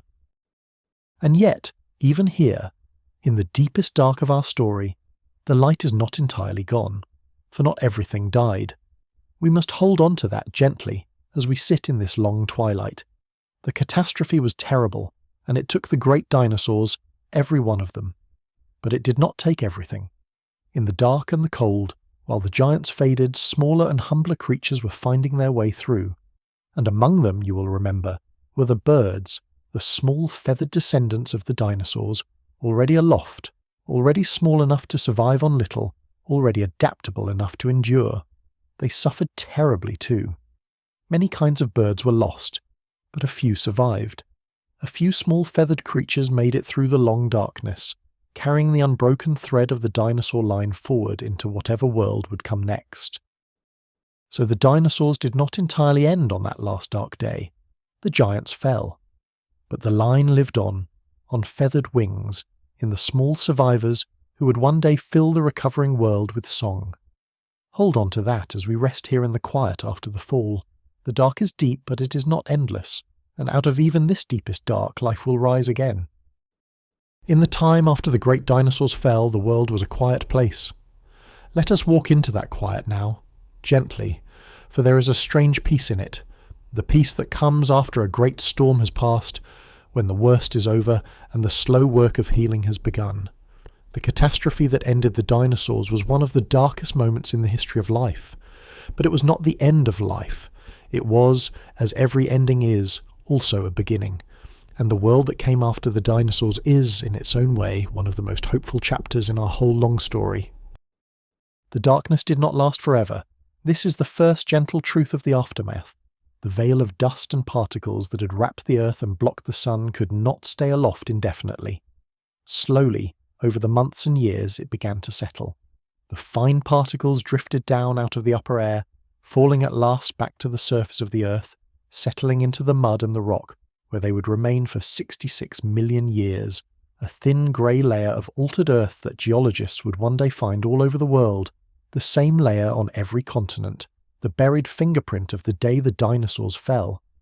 We can find it still, that thin grey line in the rock, and stand before it, and know that everything below it belongs to the age of dinosaurs, and everything above it belongs to the age that followed. It is one of the most profound boundaries in all the earth, a single quiet line that marks the end of one world and the beginning of another. As the dust settled, the light returned. Slowly the sun broke through again, and its warmth came back to the cold and darkened world. And where the sunlight returned, life began, very tentatively, to stir. The plants that had withered in the long dark had not all died. Their seeds and roots and spores had survived, dormant, waiting, the way seeds can wait through a long winter for the return of spring. And when the light came back, they began to grow again. The first plants to recover, in many places, were the ferns, those ancient and hardy survivors, and for a time the recovering world was covered in great spreads of fern, a soft green carpet rising out of the devastation. Geologists can see this in the rock too, a sudden abundance of fern spores just above that grey line, the signature of a world greening again after the dark, the first green flush of recovery. And as the plants returned, the animals that had survived began, slowly, to spread and to multiply. For the catastrophe, terrible as it was, had not killed everything. It had been a great filter, sweeping away the large and the specialised and the vulnerable, but letting some smaller, humbler, more adaptable creatures slip through. The great dinosaurs were gone, but in the dark and the cold, certain small survivors had endured. There were the birds, the feathered descendants of the dinosaurs, a few hardy kinds of which had made it through. There were some reptiles, the ancestors of the crocodiles and the turtles and the lizards and the snakes, many of which survived. There were amphibians and fish in the rivers and lakes and countless small creatures of the soil and the undergrowth. And there were the mammals. Ah, the mammals. Now we come to a part of the story that should make us feel especially tender, because the mammals are our own kind, and their long patient wait, and their sudden flowering after the dinosaurs fell is, in a sense, the story of our own beginning. You will remember, far back at the start of our journey, the snapsids, the mammal-like creatures who ruled the world before the dinosaurs and who were nearly destroyed in the Great Dying. A remnant of that line had survived, and over the long ages of the dinosaur reign, it had given rise, at last, to the true mammals. But through all those tens of millions of years, all through the golden age of the dinosaurs, the mammals had remained small. They had lived in the shadows, quite literally, most of them small creatures the size of mice or shrews or, at most, cats, scurrying through the undergrowth, hiding in burrows, coming out perhaps mainly at night when the great dinosaurs slept. For 165 million years, the mammals had waited in the margins of the dinosaur world, never growing large, never rising to prominence, always small, always quiet, always overshadowed by the giants who ruled the day. It is one of the most patient waits in all the history of life. The mammals had been there almost as long as the dinosaurs themselves, the two lineages rising together out of the ancient world.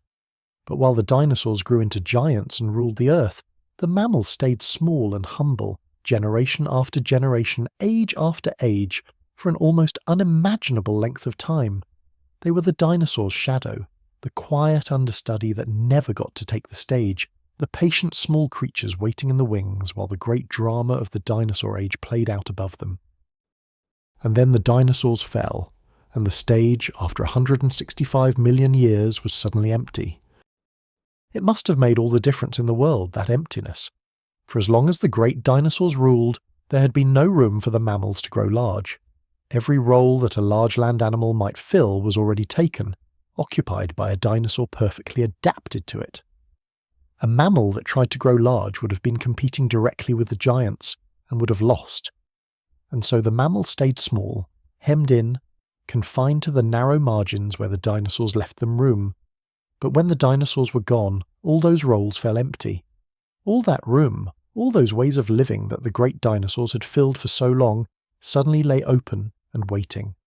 And the small surviving mammals, who had been holding on patiently in the shadows for all those ages, began, at last, to grow.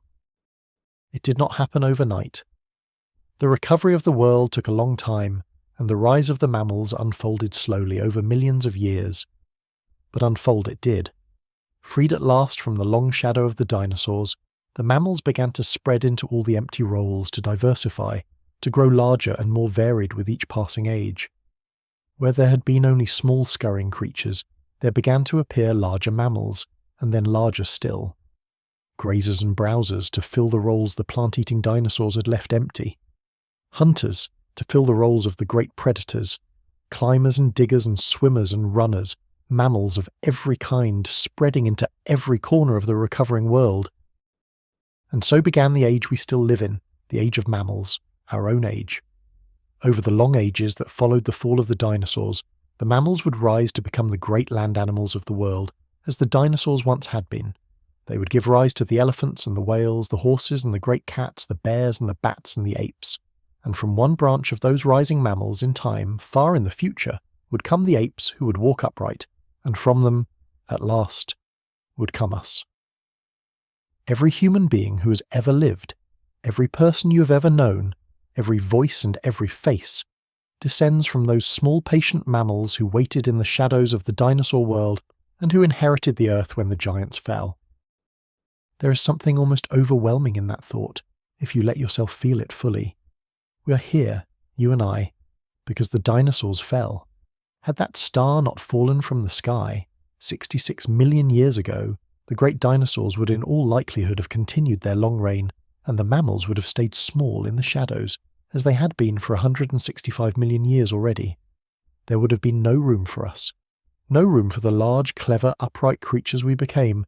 The very catastrophe that ended the dinosaurs was the thing that opened the door for us. Our entire existence rests upon their ending. We are, in a sense, the children of their tragedy, raised up into the empty space their fall left behind. This is one of the deepest and most humbling truths in all of natural history, and I find it strangely comforting here in the quiet of the night, for it means that even the greatest catastrophe, even the darkest ending, can be the beginning of something new and wonderful. The fall of the dinosaurs was a tragedy beyond measure, the loss of a magnificent world that had stood for ages beyond counting.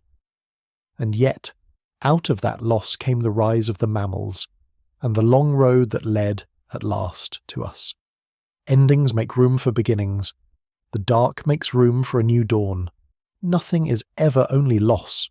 Even in the deepest tragedy, life finds its way forward, into new forms, into new flourishing, into futures that no creature of the old world could ever have imagined.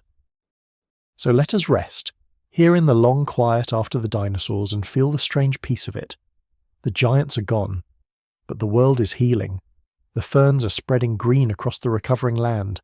The birds, the last living dinosaurs, are singing again in the new forests, and the small mammals, our own distant ancestors, are stirring at last out of their long shadow, beginning the slow climb that will one day lead to us. The story did not end when the dinosaurs fell. It simply turned a page and began a new chapter, the chapter that we ourselves are living in. And somewhere in that new chapter, across all the long ages still to come, there waits a quiet night and a gentle voice, telling the story of the dinosaurs to someone drifting off to sleep. The thread runs unbroken, from the small survivors of the catastrophe, all the way to here, all the way to you. There is a part of the dinosaurs story that does not belong to the dinosaurs at all, but to us, and it is a gentle and rather wonderful part, so let us spend some quiet time with it. It is the story of how we came to know that the dinosaurs ever existed at all. For remember, the great dinosaurs were gone tens of millions of years before the first human being ever walked the earth. No person ever saw a living dinosaur. No human eye ever beheld a tyrannosaurus walking through the forest, or a herd of duck-bills moving across the floodplain, or a great longneck reaching into the canopy.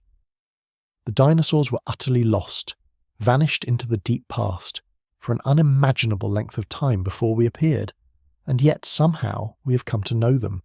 We have learned their shapes, their sizes, their ways of living, their colours, even the sounds they may have made. How? How did we come to know creatures that died 66 million years before we were born? The answer lies in stone, for the dinosaurs, though their bodies are long gone, left behind traces of themselves in the rocks of the earth, and those traces have waited patiently through all the long ages for someone to come and read them. These traces are what we call fossils, and the story of the fossils is, in its own way, as wonderful as the story of the dinosaurs themselves. When a creature dies, in almost every case it simply vanishes. Its body is eaten, or it decays, or it crumbles away to nothing, leaving no trace behind. This is the fate of nearly every living thing that has ever existed. But very rarely, under just the right conditions, something different happens. If a creature dies in a place where it is quickly buried, in the mud of a riverbed perhaps, or in the sand of a flood, where it is sealed away from the air and the scavengers, then its body may be preserved. The soft parts usually still decay, but the hard parts, the bones and the teeth, may remain.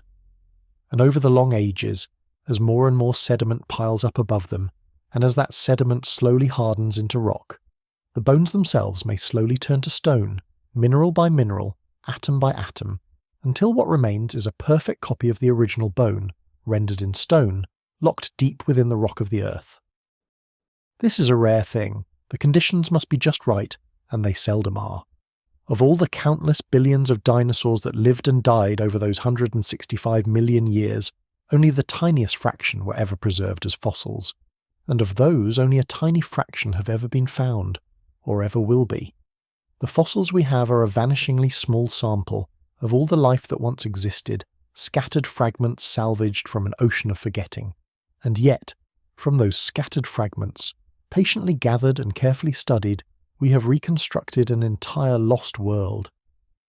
It is one of the greatest acts of detective work that our species has ever performed, the slow piecing together from fragments of stone of creatures and worlds that vanished before we existed. For most of human history, of course, no one knew what the fossils were. People had been finding the bones of dinosaurs for thousands of years without understanding them. Imagine a farmer, long ago, turning up an enormous bone in his field, far larger than the bone of any creature he knew, and not knowing what to make of it. Such discoveries surely happened countless times, all over the world throughout human history, and people explained them as best they could, with the knowledge they had. Some thought the great bones belonged to giants, the giant heroes or monsters of old legends.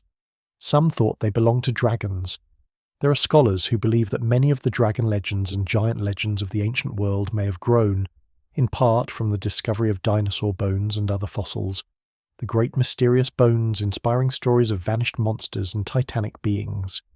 In a sense, then, people have been telling stories about the dinosaurs for a very long time, long before they knew what the dinosaurs really were. The bones spoke to the human imagination, even when the human mind could not yet read them clearly. It was only relatively recently, within the last 200 years or so, that people began to understand the fossils for what they truly were. Scholars began to recognize that these great stone bones belonged to real animals, animals unlike any alive today, animals that had lived in the distant past and then vanished from the earth. And slowly, as more and more fossils were found and studied and compared, the truth began to take shape. These were the remains of a lost world, an ancient age of giant reptiles that had ruled the earth long before any human existed. The word dinosaur was coined, meaning, roughly, fearfully great lizard, to describe these magnificent vanished creatures. And so began the long and ongoing adventure of discovery that continues to this very day, the patient unearthing and study of the dinosaurs, the slow recovery of their lost world from the silence of the stone. And what an adventure it has been. People have travelled to the far corners of the earth in search of dinosaur bones, to the deserts and the badlands, to the cliffs and the quarries, anywhere that the ancient rocks lie exposed at the surface. They have dug, carefully, painstakingly, freeing the great fossils from the stone that has held them for so long. They have carried them back and cleaned them, and studied them, and pieced them together, reconstructing the skeletons of creatures that no living eye had ever seen. It is slow and patient work, the work of years and lifetimes, the careful brushing away of stone grain by grain to reveal the bone beneath, the delicate labour of fitting together the scattered pieces of a creature dead for tens of millions of years. And from this work an astonishing amount of knowledge has come. From the bones we can tell how large a dinosaur was and how it stood and how it moved. From the teeth we can tell what it ate. From the structure of the skull we can learn about its senses, its brain, its way of perceiving the world. From the rare and precious fossils that preserve more than bone, the impressions of skin, the traces of feathers, the contents of stomachs, the eggs and the nests and the footprints, we can learn how the dinosaurs lived, how they raised their young, how they moved across the land, even what colours they wore. Each fossil is a small window into the lost world, and from countless such windows patiently gathered, we have built up our picture of the age of dinosaurs. And the picture is always changing, always growing, always being refined. This is one of the most beautiful things about the study of the dinosaurs. It is not finished. It will never be finished. With every new fossil that is found, with every new discovery, our understanding deepens and shifts. The dinosaurs we picture today are quite different from the dinosaurs that people pictured 100 years ago, or even 30 years ago. We once imagined them as slow, dim, dragging their tails through the swamps. Now we know they were active and warm and many of them feathered. We once imagined them all in dull greys and greens. Now we're beginning to know their true colours.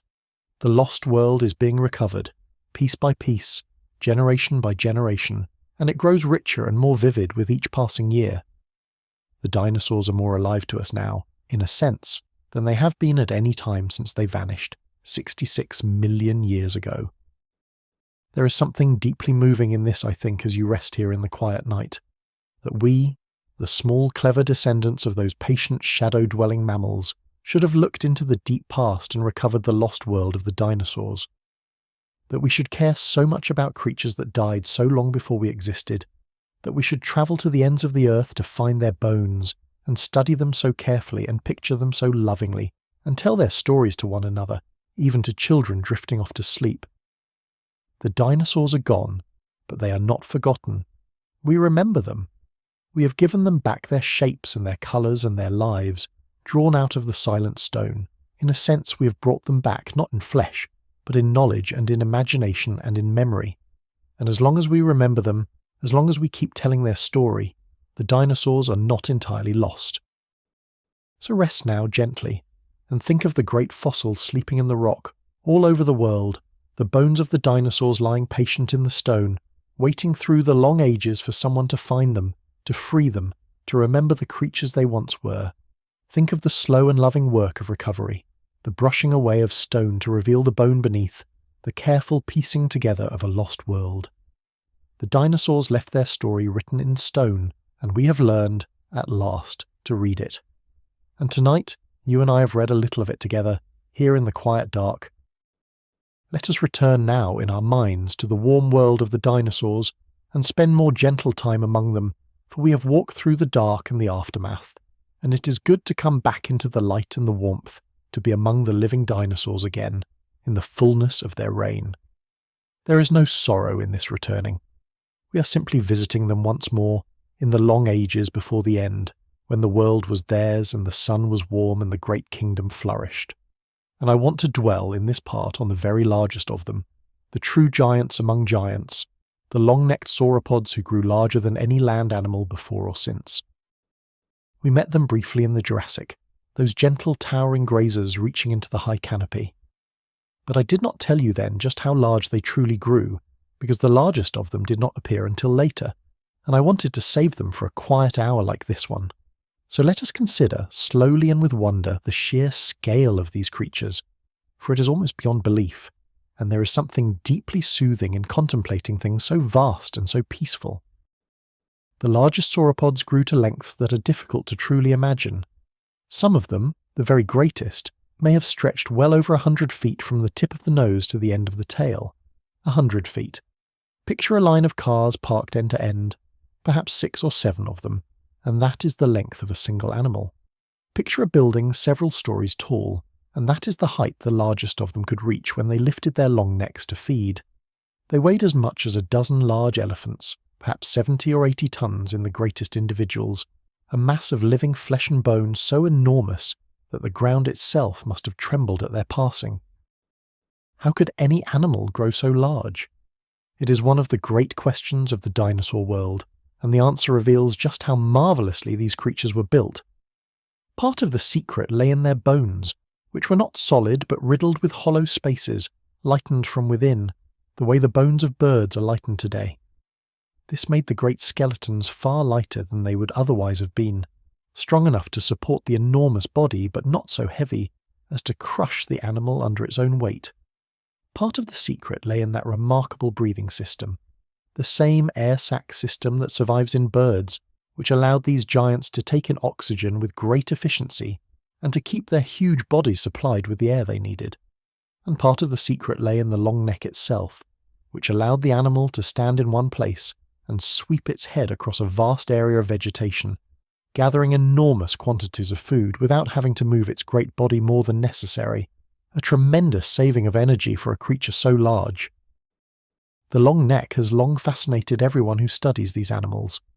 Some sauropods had necks longer than the entire body of any other animal that has ever lived, necks stretching 30 feet or more, swept high into the canopy or out across the low vegetation.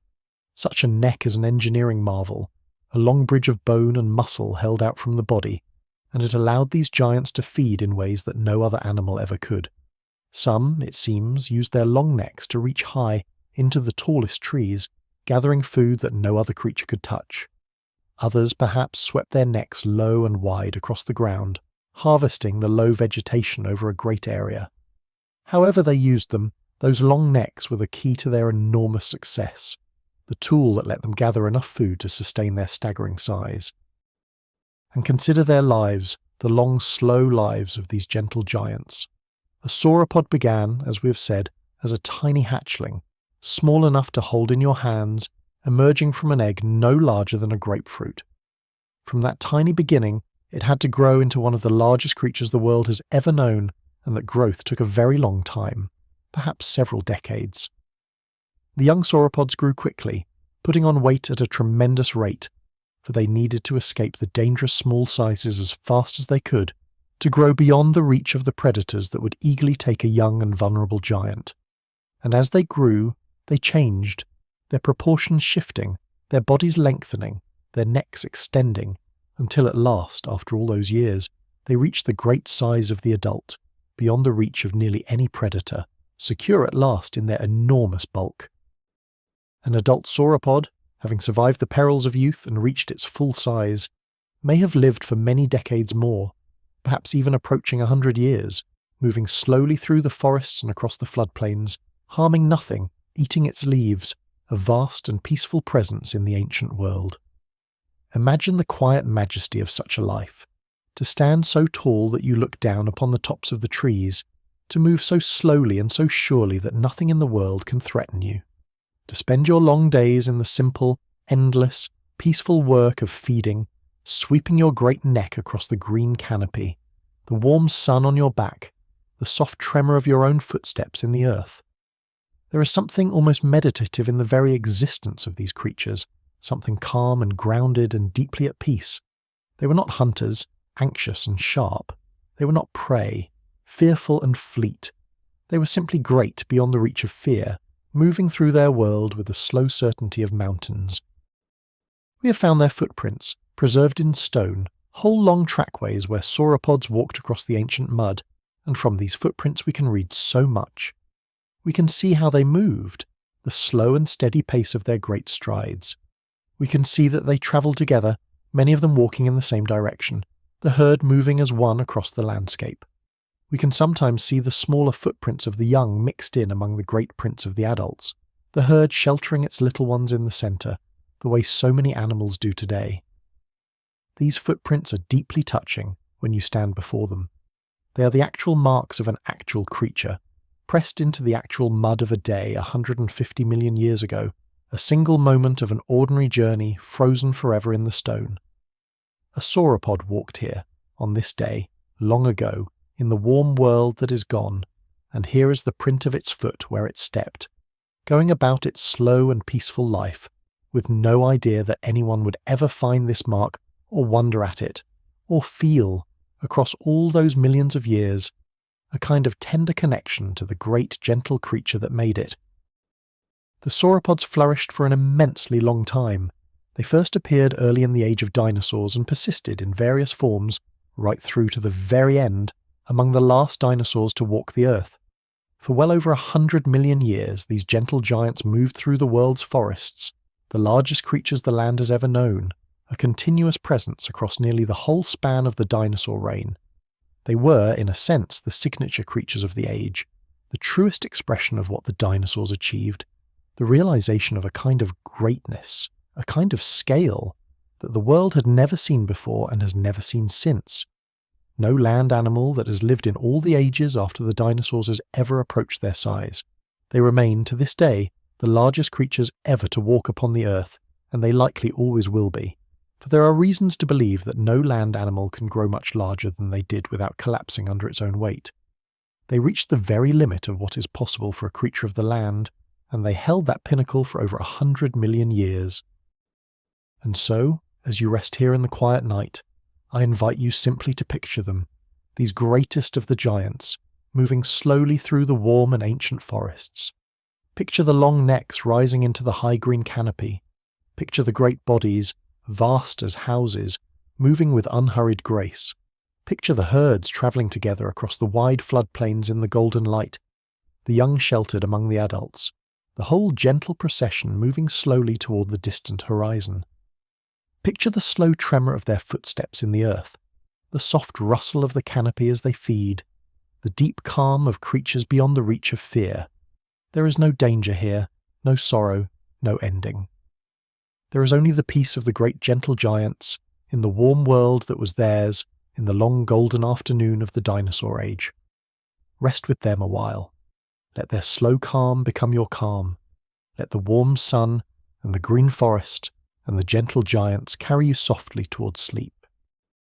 We have spent much of our journey upon the land, among the dinosaurs themselves, but the world of the dinosaurs was far larger than the land alone.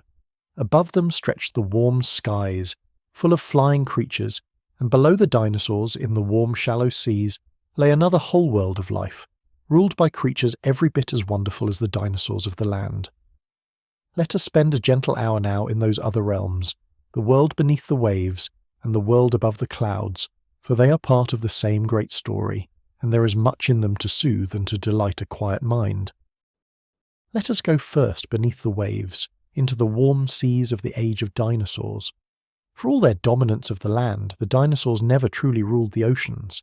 The seas belonged to other creatures, and chief among them were the great marine reptiles, animals whose ancestors had once lived on land but had long ago returned to the water and made it their home, the way the whales and dolphins would do far in the future, after the dinosaurs were gone.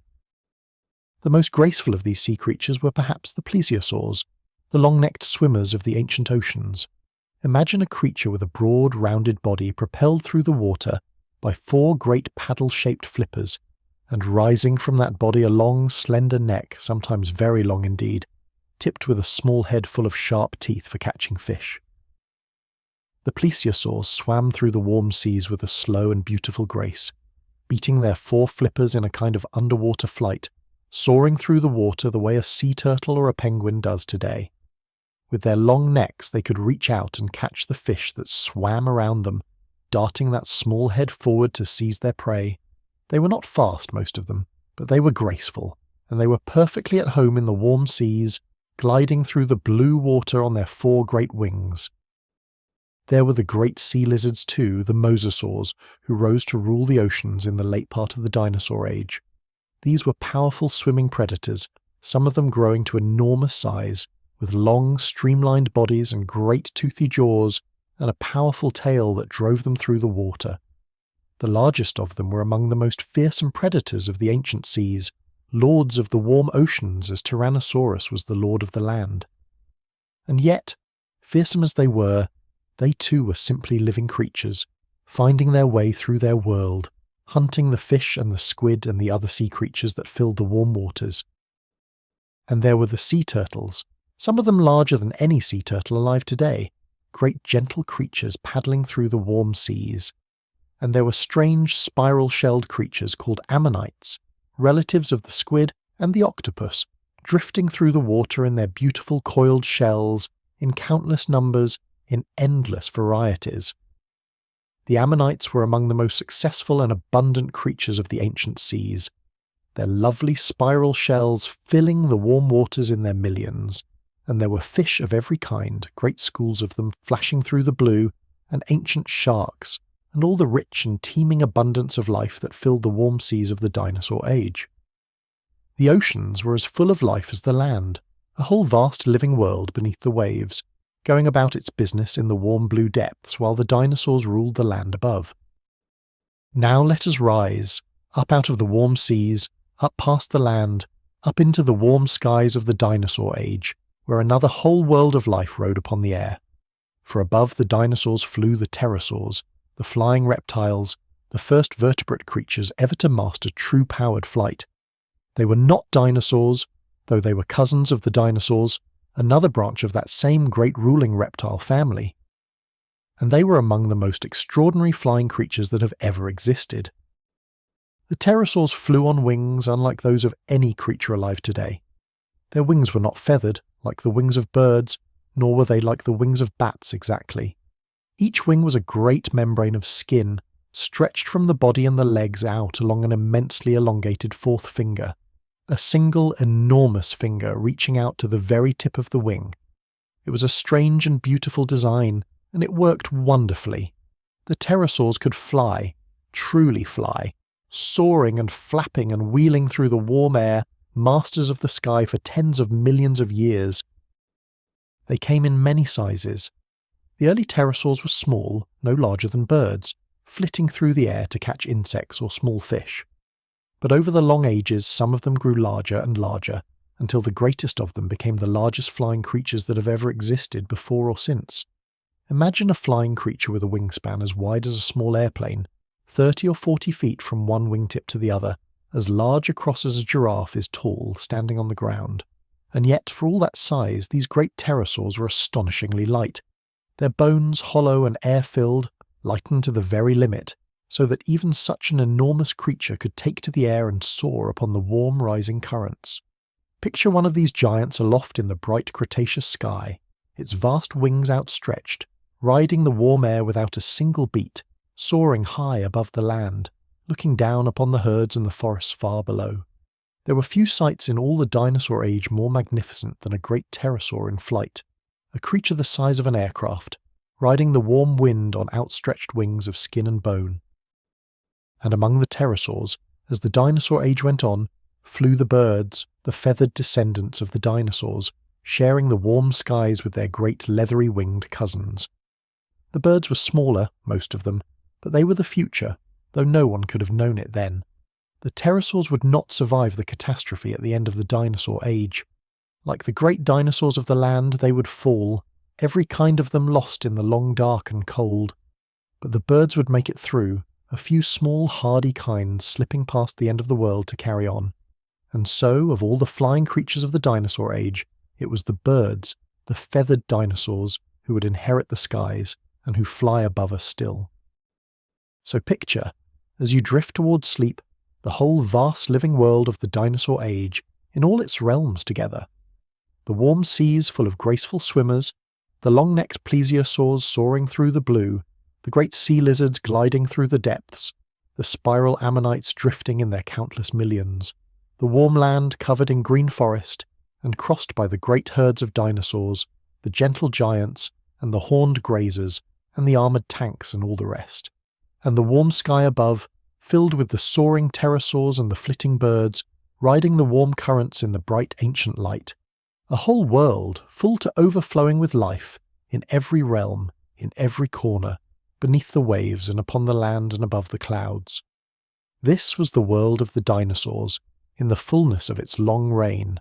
A living world, a flourishing world, a world of wonder upon wonder, turning gently in the warm light of an ancient sun. Rest in it now. Let it hold you. Let the warm seas and the green land and the soaring sky carry you softly towards sleep. Of all the things we have learned about the dinosaurs, few are more tender than what we have come to understand about their eggs and their young, and how they cared for them. So let us spend a soft hour now with the smallest dinosaurs of all, the hatchlings and the eggs, and with the care their parents gave them.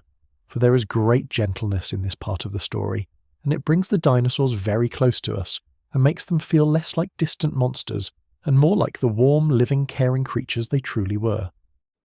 Every dinosaur, even the very greatest, began life as an egg. This is one of the things that links the dinosaurs to their living descendants. The birds, for the birds lay eggs still, as their ancestors did. The dinosaur egg was a marvel in itself, a self-contained little world, holding within its shell everything the developing young needed, sealed away from the dangers of the outside, nourished by the yolk, protected by the shell, breathing through the tiny pores in that shell. Within the egg, over the days and weeks of development, the tiny dinosaur grew, curled within its shell, until at last it was ready to emerge into the world. We have found dinosaur eggs all over the world, preserved in the ancient rock. Some are found alone, scattered, but many are found in nests, gathered together in the places where the dinosaurs laid them, and from these nests we have learned a great deal about how the dinosaurs raised their young. We have found nests where the eggs were arranged in careful patterns, in circles or spirals, suggesting that the parent laid them with care, perhaps moving around the nest as she laid, placing each egg in its proper place. We have found nests gathered together in great colonies, where many dinosaurs nested close to one another, the way many birds nest in colonies today, finding safety in numbers, the whole community raising its young together. And we have found, most touchingly of all, the remains of the hatchlings themselves, the tiny young dinosaurs still in or near their nests. From these we have learned that, at least for some kinds of dinosaurs, the young were quite helpless when they hatched, too undeveloped to fend for themselves, dependent on the care of their parents. We have found nests where the bones of the hatchlings show they stayed in the nest for some time after hatching, growing, being cared for, before they were ready to venture out into the world. And around such nests we sometimes find evidence that the parents brought food to their young, tending them in the nest, the way a mother bird brings food to her nestlings today. There was one kind of duck-billed dinosaur whose nesting grounds were so well preserved, and showed such clear evidence of parental care, that it was given a name meaning good mother lizard, in honour of the devotion these dinosaurs so plainly gave to their young. Imagine the scene at one of these great nesting colonies, in the warm Cretaceous spring. Many mother dinosaurs gathered close together, each tending her own nest of eggs. The eggs warming in the sun and in the heat of the rotting vegetation the mothers had heaped around them. And then, one by one, the eggs beginning to hatch, the tiny young dinosaurs breaking out of their shells, calling out for food, and the mothers responding, bringing them tender vegetation, tending them, guarding them, raising them through the most fragile days of their lives. It is a scene of warmth and care and devotion, repeated season after season, generation after generation, across the long ages of the dinosaur world. The dinosaurs loved their young, in whatever way a dinosaur could love, and tended them, and gave them the best beginning they could in a dangerous world. And we have learned, too, about how the young dinosaurs grew. By studying the bones of dinosaurs of different ages, scientists can trace how a dinosaur changed as it grew from a hatchling to an adult. And what they have found is that the young dinosaurs often looked quite different from their parents, changing shape as they grew, just as the young of many animals do today. A young Triceratops, for instance, had small horns and a small frill, which grew larger and changed shape as the animal matured, until at last it bore the great horns and the broad frill of the adult. A young Tyrannosaurus was slender and lightly built, a swift and agile runner, quite different from the massive bone-crushing giant it would become, growing heavier and more powerful with each passing year. The young dinosaurs grew and changed, season by season, year by year, slowly becoming the great creatures they were destined to be. For the great dinosaurs, this growth took a long time. A sauropod, as we have seen, might take decades to reach its full enormous size, growing all the while year after year. Even a Tyrannosaurus took perhaps 2 decades to reach its full size, growing with astonishing speed during its adolescent years, putting on great amounts of weight each year as it surged toward its adult bulk. The young dinosaurs faced great dangers during these years of growth, for a young dinosaur, not yet grown to its full protective size, was vulnerable to predators and to all the hazards of the ancient world. Most young dinosaurs, like the young of most animals, did not survive to adulthood, but those that did, those that made it through the perilous years of youth, grew at last into the magnificent giants we remember, and lived out their long lives in the warm world and raised, in their turn, the next generation.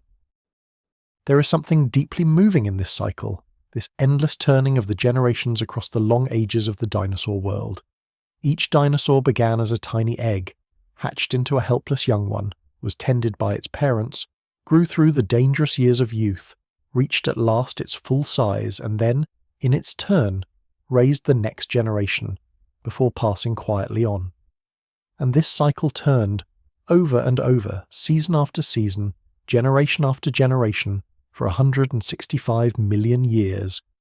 Think of all the dinosaurs that lived across that vast span of time, each one beginning as an egg, each one tended and grown and lived and passed on. The numbers are beyond counting. The generations are beyond imagining.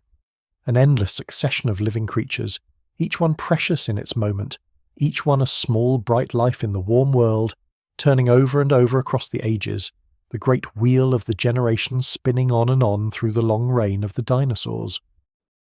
and the wheel turns still. For the birds, the living dinosaurs lay their eggs and raise their young exactly as their ancestors did. The same ancient pattern, carried unbroken across all the long ages. When you see a robin building her nest in the spring, when you watch a mother bird bringing food to her chicks, when you hear the small cheeping voices of nestlings calling out to be fed, you are watching the same tender care that the dinosaurs gave their young 100 million years ago and more. The pattern has never broken. The wheel has never stopped turning. From the great nesting colonies of the duck-billed dinosaurs to the small nest in the tree outside your window, it is all one unbroken story, one endless turning of the generations, one ancient and tender pattern of care carried forward across all the ages of the world. The dinosaurs are not so far away as they seem. Their care for their young lives on in every bird that builds a nest, in every spring that brings new life into the world. So rest now, gently, and think of the warm nesting colonies of the ancient world, the mother dinosaurs tending their eggs, the tiny hatchlings breaking from their shells into the warm spring light, the devoted care that raised each new generation. Think of the great wheel of the generations turning slowly across the long ages, each life precious, each life tended, each life passing the gift of life onward to the next. And think of the same wheel turning still today, outside your window, in every nest and every egg and every small new life. The story of the dinosaurs is, in the end, a story of life passing itself forward, generation after generation, across all the ages of the world, unbroken, enduring, going on. Rest in that gentle continuity. Let it hold you. Let the warm nesting colonies and the tender care and the endless turning of the generations carry you softly towards sleep. We have spoken, here and there throughout our journey, of the birds, the feathered descendants of the dinosaurs who survived the great catastrophe and carried the dinosaur line forward into our own world. But this is such a wonderful and hopeful truth, the gentlest light in our whole story, that I want to dwell upon it now, fully and slowly in its own quiet hour. For the dinosaurs are not, in the deepest sense, extinct at all. They are all around us still. We see them every day. We hear them every morning. They have been with us all our lives, and we have simply not always recognized them for what they truly are. The dinosaurs live on, in the birds, and once you understand this, you can never look at the living world in quite the same way again. Let us be clear about what this means, for it is one of the great discoveries of science, and it is true in the fullest and most literal sense. The birds are not merely related to the dinosaurs. The birds are not merely the cousins or the distant kin of the dinosaurs. The birds are dinosaurs. They are a living branch of the dinosaur family tree, descended directly from the small feathered predatory dinosaurs of the ancient world, carrying forward, unbroken, the dinosaur line. When the scientists who study these things speak of the dinosaurs, they now divide them into two groups, the non-avian dinosaurs, which are the great extinct creatures we have spent this night with, and the avian dinosaurs, which are the birds, still living, still flourishing, still here.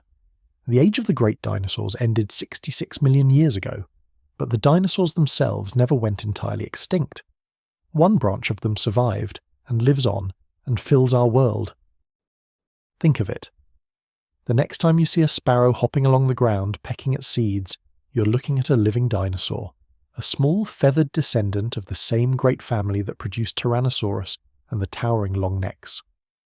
The next time you see a hawk circling high in the sky, riding the warm air on outstretched wings, you're watching a dinosaur soar, as the small feathered dinosaurs first learned to do in the warm skies of the Jurassic.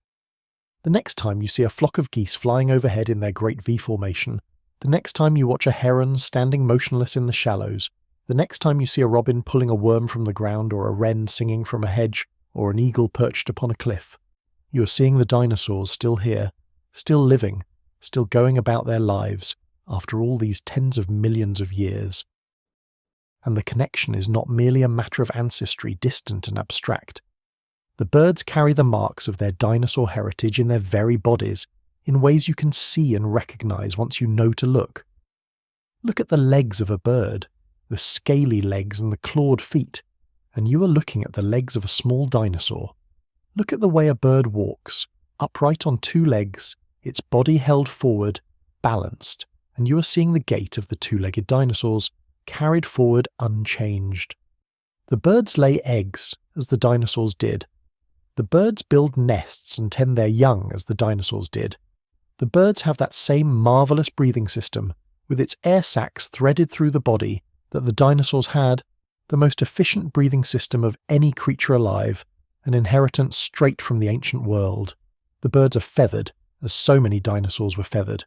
In 100 ways, large and small, the birds carry the dinosaurs forward, the living embodiment of a lineage that stretches back, unbroken, across all the long ages, to the small, swift hunters of the Jurassic forests and beyond. There is a particular wonder in considering the great variety of the birds and seeing in it the continuing flourishing of the dinosaur line. For the birds are not a small and struggling remnant. They are one of the great success stories of the living world. There are more kinds of birds alive today than there are kinds of mammals, far more.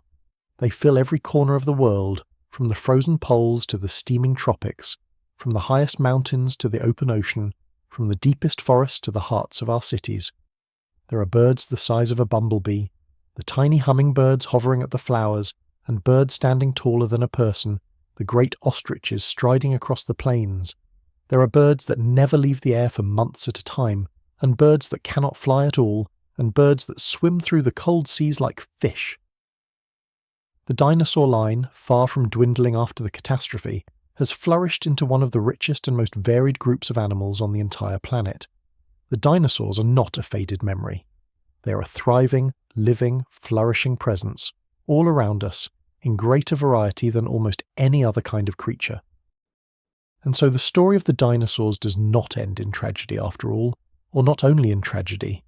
Yes, the great dinosaurs fell, the giants and the hunters and the vast herds, all of them lost in the long dark at the end of the Cretaceous. That loss was real, and it was vast, and it is right that we should feel its weight and mourn it gently. But the line did not break. The thread ran on. The dinosaurs found their way through the gates of catastrophe, on small feathered wings, and they live among us still, and they have flourished, and they sing to us every morning of the world. The tragedy is real, but it is not the whole story.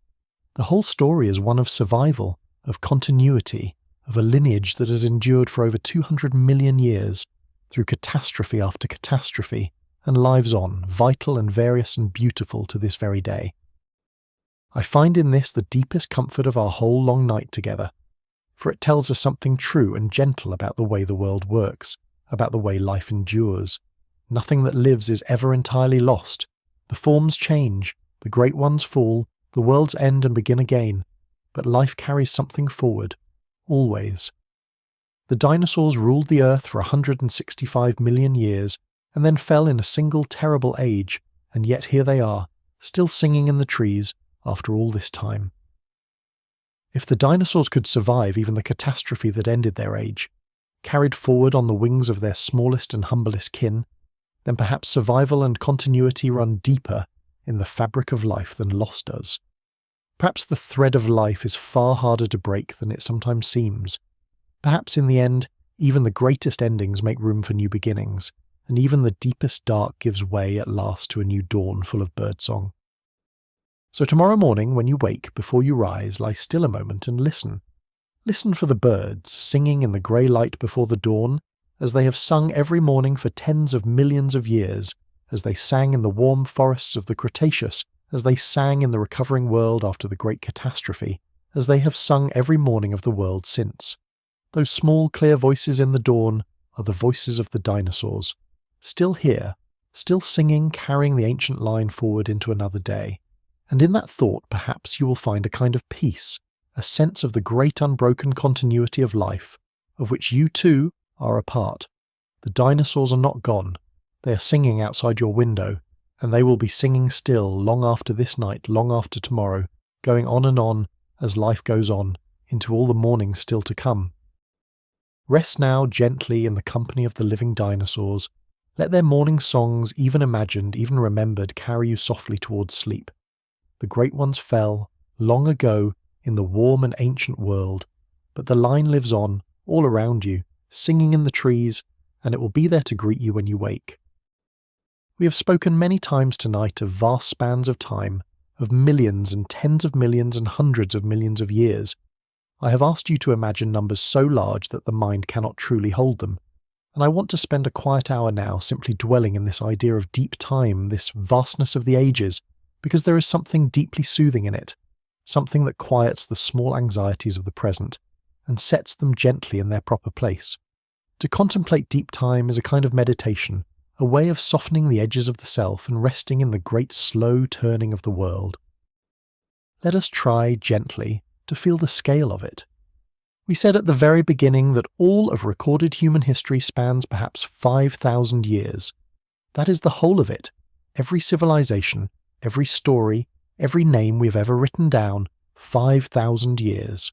And the dinosaurs ruled for 165 million years, more than 30,000 times longer. But even the reign of the dinosaurs, vast as it was, is only a part of the still vaster history of the Earth. For the Earth itself is far older than the dinosaurs. Our planet has existed for some 4.5 billion years, 4,500 million years. The dinosaurs, for all their long reign, occupied only a slice of that immense history, a single chapter near the end of a very long book. Let us try to picture the whole history of the Earth compressed into a single year, to make it graspable.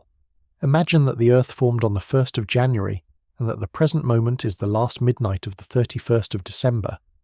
On that scale, where the whole age of the Earth is squeezed into a single year, when do the dinosaurs appear? They do not appear in the spring, or the summer, or even most of the autumn. The dinosaurs do not appear until the middle of December, in the last few weeks of the year. They rise and they rule and they fall all within those last weeks. And the great catastrophe that ended them, 66 million years ago, falls on around the 26th of December in the last days of the year, and human beings, our own kind, do not appear until the very last hour of the very last day, in the final minutes before midnight. All of recorded human history, every civilization that has ever existed occupies only the last few seconds before the stroke of midnight. We are very, very new. We are the newest thing. We arrived, on the scale of the Earth's whole history, only an instant ago. There is something humbling in this, and also something freeing, for it reminds us how small our moment is, set against the great vastness of time, and how much has come before us, and how much, perhaps, will come after. The dinosaurs ruled for an age beyond our imagining, and then they fell, and the world went on. The mammals rose and we rose with them, and here we are in our brief moment, in the last few seconds of the great year, and the world will go on after us too, whatever comes, turning slowly through the ages as it has always turned. Our anxieties, our hurries, our small urgent concerns, they are real, and they matter in their moment. But set against the great slow turning of deep time, they soften, they grow gentle, they find their proper place. We are a small bright moment in a very long story, and there is peace in knowing that, peace in feeling ourselves held within something so much larger and slower and more enduring than ourselves. The rocks of the earth hold this deep time within them, layer upon layer, age upon age. When you stand before a great cliff and see the bands of rock stacked one upon another, you're looking at time made visible, each layer laid down in its age, the older layers below, the younger layers above, the whole great history of the place written in stone. The deepest layers may be hundreds of millions of years old, laid down in ages before the dinosaurs, in seas and on lands long vanished. Above them lie the layers of the dinosaur age, and within those layers sleep the fossils of the dinosaurs themselves, and above those that thin grey line that marks the great catastrophe, and above the line the layers of our own age, the age of mammals, the age that leads up to this very night. To read the layers of the rock is to read the history of the world, to run your eye up the cliff face and travel across hundreds of millions of years, from the ancient world at the bottom to the present at the top. It is one of the most profound things a person can contemplate, this great book of stone written across the ages, holding within it the whole long story of the earth. And the fossils within the rock are the great gift of deep time, the way the past reaches forward to touch us across the ages.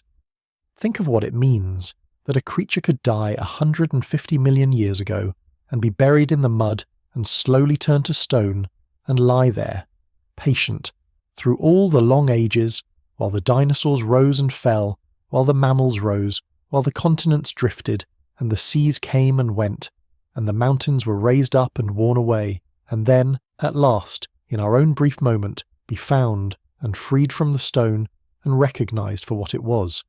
The fossil is a message from the deep past, sent forward across an unimaginable gulf of time, a single creature reaching out of its ancient world to touch our own.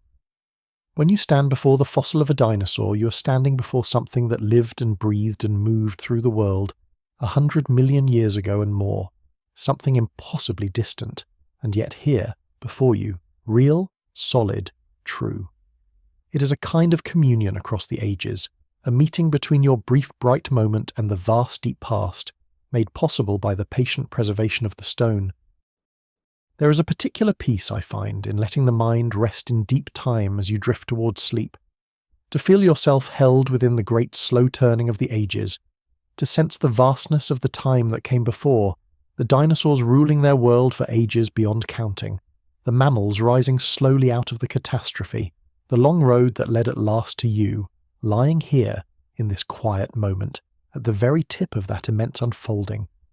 You are the newest leaf on a tree that is unimaginably old, a tree whose roots reach down through the dinosaurs and the first mammals in the ancient seas, all the way back to the very beginning of life on Earth, billions of years ago. And the tree is still growing, still putting forth new leaves, still reaching toward the future. You are part of something vast and ancient and enduring, something that has survived every catastrophe, every dark age, every ending, and has always, always found its way forward into a new dawn. Rest in that. Let the great slow turning of deep time hold you and soothe you. Your moment is brief, but it is precious, and it is part of something that will never end. So let your mind drift now, across the ages slowly, without hurry. Feel the vastness of the time that came before. Feel the long reign of the dinosaurs, those tens of millions of years of warm forests and gentle giants, and the great wheel of the generations turning. Feel the slow recovery after the catastrophe, the patient rise of the mammals, the long road that led to you. Feel yourself held within deep time, a small bright moment in an endless unfolding, safe within the great slow turning of the world. There is nothing to hurry toward tonight. There is nothing to fear.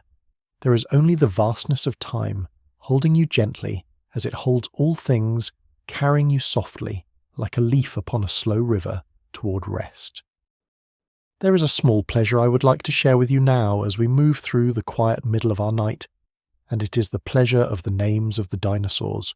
For the names we have given these creatures are themselves a kind of poetry, and there is something soothing in dwelling on them, in turning them over slowly in the mind like smooth stones gathered from a beach.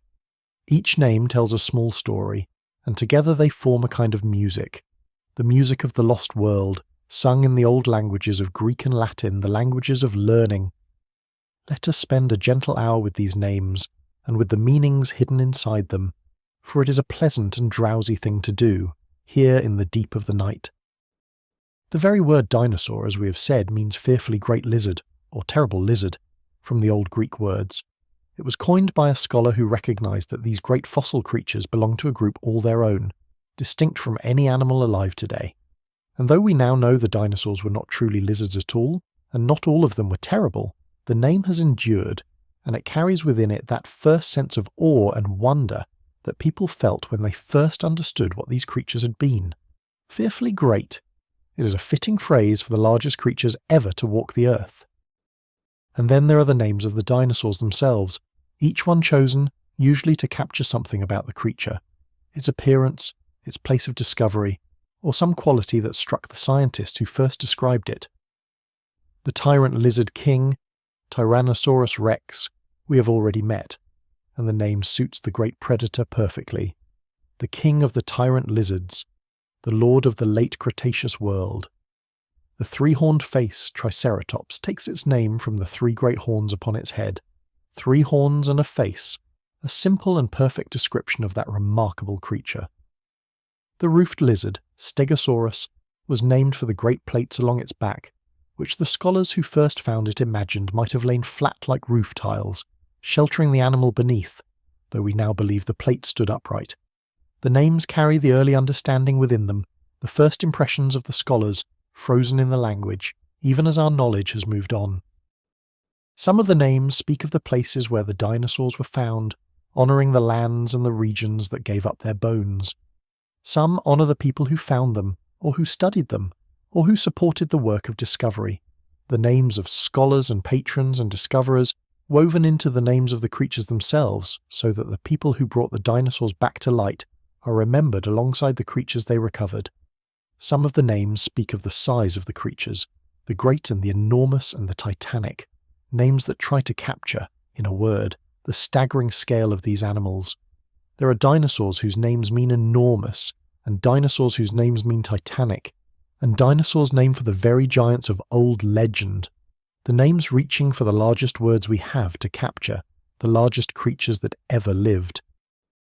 And some of the names are simply beautiful, chosen for their sound or their sense, capturing some quality of grace or wonder in the creature they describe. There are dinosaurs whose names speak of the dawn, the early ones, the first of their kind, the ones who stood at the beginning of the dinosaur story.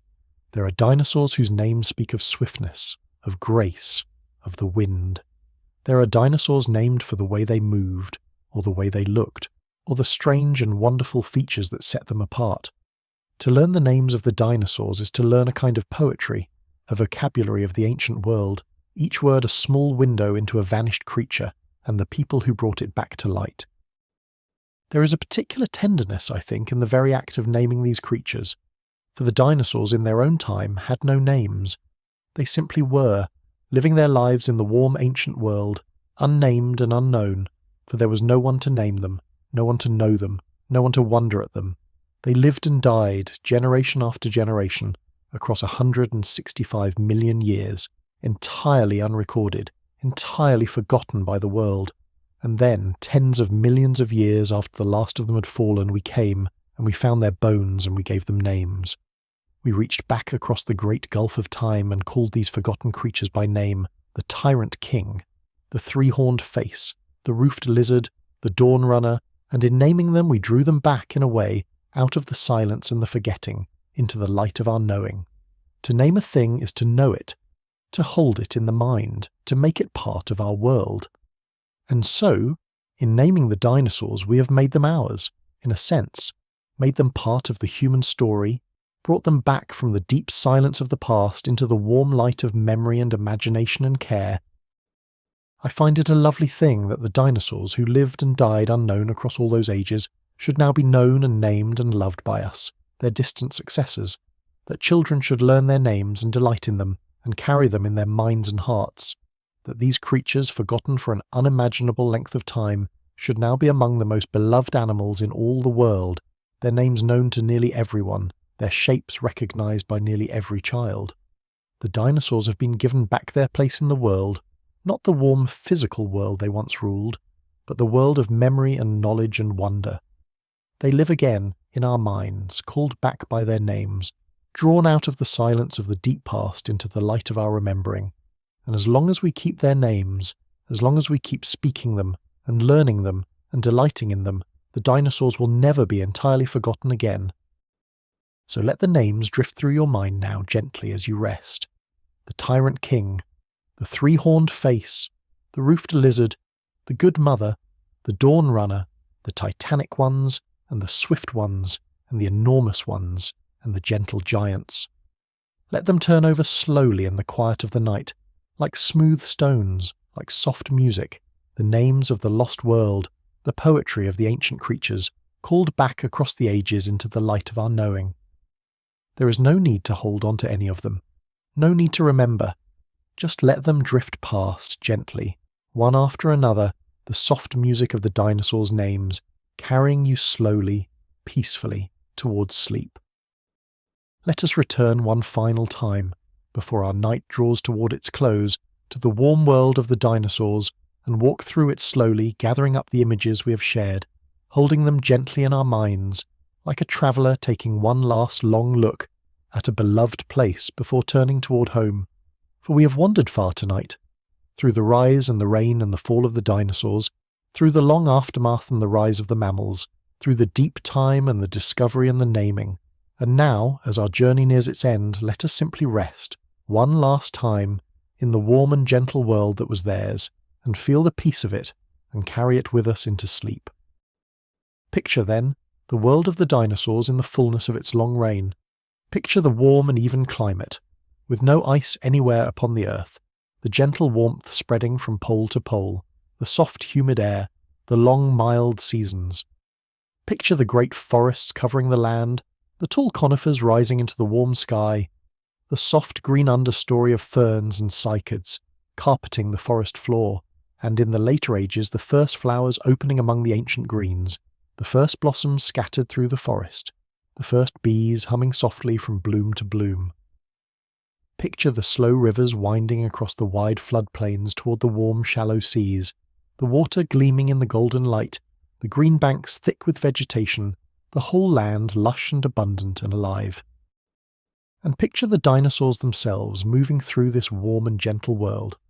Picture the great long-necked giants, the largest creatures ever to walk the earth, moving slowly through the forests, their long necks reaching into the high canopy, their great bodies vast as houses, the slow tremble of their footsteps in the earth. Picture the herds travelling together across the floodplains, the young sheltered among the adults, the whole gentle procession moving slowly through the golden light. Picture the duck-billed dinosaurs grazing on the lowlands, calling softly to one another with their hollow crests, the soft musical tones drifting across the evening air. Picture the great horned grazers, the three-horned ones, lowering their beaked mouths to crop the vegetation, raising their horned heads to watch over their young. Picture the armoured tanks plodding slowly along the forest edge, secure within their fortresses of bone, browsing peacefully on the low plants. Picture all the great peaceful herds spread across the warm land, going gently about the slow work of living. Picture, too, the hunters moving among them, not as monsters but as living creatures, finding their way through their world. Picture the great tyrant king walking slowly along a forest trail, its huge head swinging gently from side to side, a great quiet presence in the dappled light. Picture the swift feathered raptors, clothed in their bright plumage, moving through the undergrowth, calling softly to one another, as much like clever ground birds as like any monster. Picture the whole balanced living world, the hunters and the hunted, the great and the small, all of them woven together into the ancient web of life, turning gently beneath the warm sun. And picture the world above and below as well. Picture the warm seas, full of graceful swimmers, the long-necked plesiosaurs soaring through the blue water on their four great wings, the spiral ammonites drifting in their countless millions, the great schools of fish flashing through the depths. Picture the warm sky above, crossed by the soaring pterosaurs on their vast wings of skin, the largest flying creatures that ever lived, riding the warm air without a single beat. And picture the birds, the small feathered dinosaurs flitting through the forests and along the coasts, the future of the dinosaur line, already aloft, already singing in the warm skies of the ancient world. This was their world, in the fullness of its long reign. A warm world, a green world, a world full to overflowing with life in every realm, beneath the waves and upon the land and above the clouds. A world that turned gently through its long, mild seasons, season after season, age after age for 165 million years. A world at peace in its slow and gentle way, the great kingdom of the dinosaurs, flourishing in the warm light of an ancient sun. They didn't know how long their reign would last or how it would end. They did not need to know. They simply lived fully and well in their warm and abundant world, day after day after day, across an almost endless span of time. And though that world is gone now, vanished into the deep past, lost beneath the great grey line in the rock, it was real once. It truly existed. For a span of time longer than we can imagine, the warm world of the dinosaurs turned beneath the sun, full of life, full of wonder, full of the slow, gentle rhythm of living. The great giants truly walked the forests. The herds truly moved across the floodplains. The hunters truly prowled the green shadows. The birds truly sang in the warm trees, and the pterosaurs truly soared on the warm air, and the plesiosaurs truly glided through the warm seas. It was a true world, a real world, as real as our own, and it lasted for an age beyond counting, and it was beautiful. We cannot go back to it, of course. The warm world of the dinosaurs is gone, and we can never walk through it in the flesh, never see the great giants with our own eyes, never hear the soft calls of the herds across the evening air. But we can go back to it in the mind, in imagination, in memory and in dream. We can picture it, as we have pictured it tonight, and dwell in it, and feel its warmth and its peace, and carry it with us into sleep. And in doing so, we keep it alive, in a sense this lost and gentle world, holding it in the warm light of our remembering, refusing to let it fade entirely into the silence of the deep past. The warm world of the dinosaurs lives on, in our minds, every time we picture it, every time we tell its story, every time we dream ourselves back into its green and gentle peace. So let's go back to it now, one last time. As our night draws toward its close, let us walk slowly through the warm forests, beneath the tall conifers, among the gentle giants. Let us feel the warm sun on our backs, and the soft, humid air, and the slow tremble of the great footsteps in the earth. Let us hear the soft calls of the herds drifting across the evening light, and the songs of the first birds in the warm trees, and the gentle rustle of the canopy in the warm wind. Let us rest in the warm world of the dinosaurs, in the long golden peace of their reign, and let it hold us, and soothe us, and carry us softly, gently, into the deep and dreamless rest that waits for us now. The warm world is all around us. The gentle giants are near, and there is nothing to do, here in this last quiet hour, but rest and dream, and let the warm ancient world carry us gently down into sleep. We have spent much of our night with the most famous of the dinosaurs, the great tyrant king, the three-horned grazer, the towering longnecks, the plated and the armoured.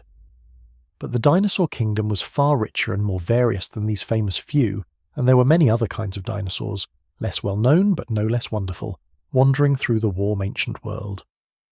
Let us spend a gentle hour now with some of these lesser-known wanderers, for there is a quiet pleasure in discovering the variety of the dinosaur world, in learning that it held far more than the famous handful we usually remember, and that every corner of it was filled with creatures of strange and marvellous form. There were, for instance, the long-armed dinosaurs with the great curved claws, creatures whose hands bore claws longer than any other claws in the animal world, some of them stretching nearly 3 feet in length, the longest claws ever to grow upon any creature that has ever lived. For a long time, these great claws puzzled everyone who studied them. What could such enormous claws be for? Were they terrible weapons for tearing at prey? But as more was learned, a gentler picture emerged. These long-clawed dinosaurs were, it seems, plant-eaters for the most part, and their great claws were likely used not for hunting, but for gathering vegetation, for pulling down branches, for raking in the leaves and the foliage on which they fed. The fearsome claws, it turned out, belonged to gentle browsers, peaceful eaters of plants, who used their great hooks not to kill but to feed. It is a lovely correction, a reminder not to judge a creature too quickly by its weapons, for even the most fearsome-seeming features often turn out to serve gentle purposes. There were the dinosaurs with the strange sail-like structures rising from their backs, great fins of skin stretched over tall spines, rising high above the body like the sail of a ship. We do not fully understand these sails, what they were for, whether they helped the animal control its temperature, or served as a display to other dinosaurs, or had some other purpose entirely. But they gave these creatures a strange and striking appearance, the tall sail rising from the back, the unmistakable silhouette against the ancient sky. The dinosaur world was full of such strange features, such experiments in form, such marvellous and puzzling structures, the crests and the sails and the frills and the plates and the spikes and the horns, each one a small mystery, each one a wonder, each one a reminder of just how varied and inventive the dinosaur kingdom truly was. There were the small, swift, lightly built dinosaurs, the fleet-footed runners that darted through the undergrowth and across the open ground, the ones built for speed above all else. These were among the fastest creatures of the dinosaur world, slender and long-legged, capable of great bursts of speed, fleeing from danger or pursuing small prey across the ancient landscape. They were not the giants we usually picture when we think of dinosaurs, but they were everywhere, filling the world with quick and nimble life, the small swift creatures that no one remembers, but that were as much a part of the dinosaur kingdom as the great famous giants. There were the ostrich-like dinosaurs, the ones built so much like the great running birds of today, with long legs and long necks and small heads and toothless beaks, running across the open plains as the ostriches and the emus do now.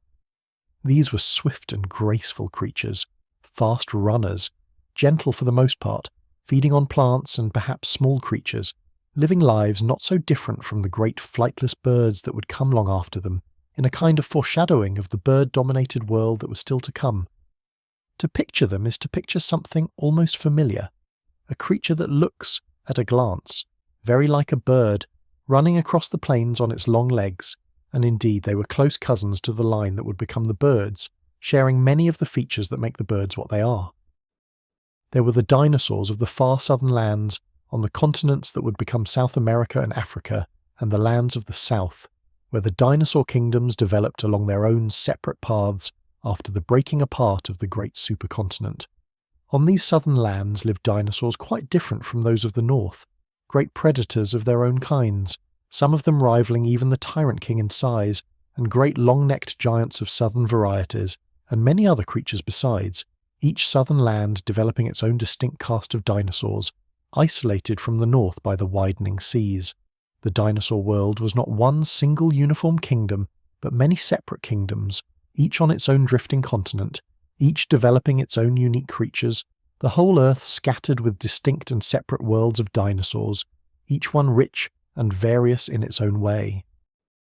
And there were the dinosaurs of the polar regions, for even the lands near the poles, in that warm ancient world without ice, were home to dinosaurs. These polar dinosaurs lived in a strange world, for though it was warm enough for them to survive, the polar region still experienced the long darkness of the polar winter, months of dim twilight or darkness as the sun stayed below the horizon. The dinosaurs that lived there must have been adapted to endure this long darkness, to survive the dim cold months until the sun returned. Some may have migrated, travelling toward the equator to escape the polar winter, and returning when the light came back, as many animals migrate today. Others may have stayed through the dark, enduring the long polar night, feeding on whatever they could find in the dim cold months. The polar dinosaurs are a reminder that the dinosaurs spread into every corner of the world, even the harshest and strangest, finding ways to live even in the lands of the long darkness, masters of the whole earth, from the warm equator to the dim and twilight poles. To consider all this variety, all these lesser-known wanderers, is to begin to grasp just how vast and rich the dinosaur kingdom truly was. We tend to remember a famous handful, the great tyrant king and the three-horned grazer, and a few others. But these were only the most memorable faces in a multitude beyond counting. The dinosaur world held hundreds upon hundreds of different kinds, and surely many more that we have never found and never will, for the fossils we have recovered are only the tiniest sample of all the life that once existed. Every corner of the warm ancient world, from the northern forests to the southern plains, from the warm equator to the twilight poles, was filled with dinosaurs of every imaginable form, the long-clawed browsers and the sail-backed wanderers, and the swift runners and the ostrich-like racers, and the great southern predators, and the enduring polar dwellers, and 1,000 others besides. It was a kingdom of staggering richness, a world overflowing with variety, a flourishing of life so vast and so various that we have only begun, even now, to map its full extent. And every one of these creatures, the famous and the forgotten alike, lived a real life in the warm ancient world. Every one of them was born, and grew, and found its way through its days, and raised its young, and passed on in its turn, as all living things do. The lesser-known wanderers were not lesser in their own lives. To themselves, to their own kind, they were the whole world, as we are to ourselves. The swift little runner darting through the undergrowth lived its life as fully as the great tyrant king. The long-clawed browser gathering its leaves, the sail-backed wanderer, the polar dweller enduring the long dark, each lived a complete life, precious in its moment, woven into the great web of the dinosaur world. And though most of them are forgotten now, though we know them only from scattered fragments of bone, if we know them at all, they were here, once, living their lives in the warm ancient world, as real and as alive as anything that has ever lived. So let us remember them too, the lesser-known wanderers, the forgotten multitude of the dinosaur kingdom, as we rest here in the quiet night. Let us picture them moving through the warm, ancient world in all their strange and marvellous variety, the long-clawed and the sail-backed and the swift and the ostrich-like, and the southern and the polar, the whole vast richness of the dinosaur kingdom, far beyond the famous few. Let us hold them gently in our minds, these creatures that lived so long ago and are so nearly forgotten, and give them for a moment the warm light of our remembering. And let the great variety of the dinosaur world, its staggering richness, its endless wonder, fill us with a quiet awe and carry us softly, gently towards sleep. As our long night together draws toward its close, let us return one last time to the tragedy at the heart of our story, and look at it now with the gentleness and the wisdom that the whole long journey has given us. For we have walked the entire road, you and I, from the wounded world before the dinosaurs, through their long rise and their golden reign, to their tragic fall, and on through the aftermath and the recovery, and the rise of the mammals and the survival of the birds. And now, having seen the whole of it, we can look at the ending of the dinosaurs not with fear, not with despair, but with a kind of tender understanding, a peace that comes from seeing the whole shape of the story. The fall of the dinosaurs was a true tragedy, in the deepest and oldest sense of that word. It was the fall of something great, something magnificent, something at the very height of its powers, brought low not by any failing of its own, but by forces utterly beyond its understanding or control. The dinosaurs did nothing to deserve their ending. They were not foolish, or weak, or doomed by their own nature. They were the most successful large animals the land has ever produced, flourishing and various and perfectly at home in their world, at the height of a reign that had lasted longer than we can truly imagine. And their ending came from the sky, out of the dark, by pure and terrible chance, on a day that began like any other. There is real sorrow in this, and it is right that we should feel it. To contemplate the fall of the dinosaurs is to contemplate the fragility of even the greatest things, the way that even an empire that has stood for 165 million years can be undone in a single age, by a single chance, by a single star falling from the sky. And yet, having walked the whole road, we know that this is not the end of the story. We know that the tragedy was not total, that the ending was also a beginning, that out of the fall of the dinosaurs came the rise of the mammals, and the long road that led at last to us. We know that the dinosaur line did not break, that it ran on, unbroken, on the small feathered wings of the birds, and lives among us still, and sings to us every morning of the world. We know that even the deepest catastrophe, even the darkest ending, made room for new life, new flourishing, new beginnings that no creature of the old world could ever have imagined. The fall of the dinosaurs was a tragedy, but it was not only a tragedy. It was also the door through which the whole world that we know came into being, the door through which we ourselves in time came to walk the earth. There is a deep and gentle wisdom in this, I think, a truth about the way the world works that reaches far beyond the dinosaurs and that may comfort us in our own lives, in our own brief moment. For we too live in a world of endings. We too must face, in our own small ways, the falling of things we love, the passing of golden ages, the coming of the dark. And the story of the dinosaurs tells us something gentle and true about all of this. It tells us that endings, even the greatest endings, are never the whole story. It tells us that out of every ending, something new begins. It tells us that life is far harder to break than it seems, that the thread runs on even through the deepest dark, that there is always, always a new dawn waiting on the far side of the night. The dinosaurs fell after their long and golden reign in a catastrophe beyond imagining, and yet here we are, their distant successors, raised up into the world their fall made room for, and here they are still, the birds, singing in the trees, carrying the ancient line forward into another morning. Nothing is ever only loss. Even in the deepest tragedy, life finds its way forward, into new forms, into new beginnings, into futures bright with possibility. This is the gift the dinosaurs leave us, I think, the deepest gift of their long and tragic story. Not fear, not despair, but a kind of gentle peace, a trust in the great resilience of life, a faith that even the darkest endings give way, at last, to new beginnings.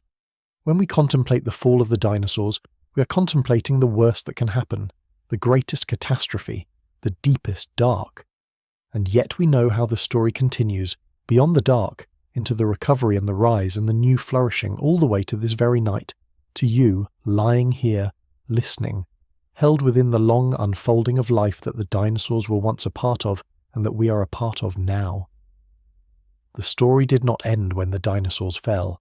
It simply turned a page, and it has never stopped turning.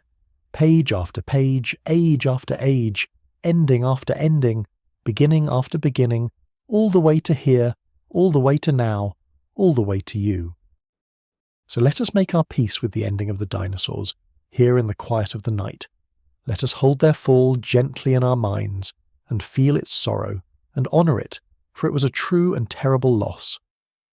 But let us also remember all that came after, the recovery and the rise and the new flourishing, the long road that led from their ending to our beginning, the unbroken thread that runs from the small feathered survivors all the way to the birds that will sing tomorrow morning. Let us hold the whole shape of the story in our minds, the rise and the reign and the fall and the renewal, and feel the deep and gentle peace of it, the peace that comes from seeing that even the greatest tragedy is woven into a larger story of survival and continuity and life going on. The dinosaurs are gone, and we mourn them, but the world they made room for is here, and we are here, and the birds are singing and the great story goes on. And there is peace in that, deep peace, the kind of peace that can carry us gently down into sleep. For we too are part of this great unfolding. We too are a chapter in the long story of life on Earth, a chapter that began when the dinosaurs fell, that has flourished across the ages since, that continues now in this very moment, in you, lying here, alive, in the warm dark of the night. And whatever comes, whatever endings and beginnings the future holds, the great story will go on, as it has always gone on, through every catastrophe, through every dark age, finding its way forward, always, into a new dawn. You're held within that story, safe within its long and patient unfolding, a small bright moment in an endless flow of life that stretches back through the dinosaurs and forward into all the ages still to come. Rest in that. Let it hold you. Let the great story of life, with all its endings and all its beginnings, carry you gently, peacefully, down into the deep and dreamless rest that waits for you now. We have spoken often tonight of the birds, the feathered dinosaurs who slip through the great catastrophe and live among us still. And we have spoken of the mammals, our own distant ancestors, who waited so long in the shadows and rose at last when the giants fell. But these were not the only creatures to come through the long darkness at the end of the dinosaur age. There were other survivors too, other quiet endurers who found their way through the catastrophe and carried their own ancient lines forward into the world that came after. And there is comfort in remembering them, for they remind us once again how much life endures, how many threads run unbroken across even the deepest dark, how the world is woven through with patient survivors who carry the past forward into the present. Think of the crocodiles and their kin. These creatures had been part of the living world all through the age of dinosaurs, the cousins of the dinosaurs from that same great ruling reptile family, dwelling in the rivers and the swamps, hunting along the water's edge, much as their descendants do today. And when the great catastrophe came, when the giants fell and the sky went dark, the crocodiles came through. Perhaps it was because they lived in the water, where conditions were a little more sheltered. Perhaps it was because they could go for long stretches without eating, slowing their bodies down, enduring the lean times in a way the great hungry dinosaurs could not. Perhaps it was simply chance, the great lottery of survival. But whatever the reason, the crocodiles endured, and they live among us still, ancient survivors from the age of dinosaurs, almost unchanged across all those millions of years, the crocodiles and the alligators basking on the riverbanks today, carrying within them a lineage that reaches back, unbroken, into the world the dinosaurs ruled. To look upon a crocodile is to look upon a survivor from the deep past, a creature whose ancestors watched the dinosaurs rise and fall, and who came through it all, and who carries that ancient world forward into our own. Think of the turtles, those gentle armoured wanderers who had also been part of the living world through the age of dinosaurs, paddling through the warm seas, plodding across the ancient lands. They too came through the catastrophe, many of them, carrying their slow and patient lives forward into the new world. The turtles are among the most ancient and enduring creatures alive. Their basic form scarcely changed across vast spans of time, their patient slow lives carried unbroken across the ages. When you see a turtle today, drawing its head slowly into its shell, paddling gently through the water or plodding across the land, you are seeing another survivor from the age of dinosaurs, another thread of the ancient world running unbroken into the present. The turtles endured, they came through the dark, and they carry their ancient lineage forward still, gentle and patient, across all the ages.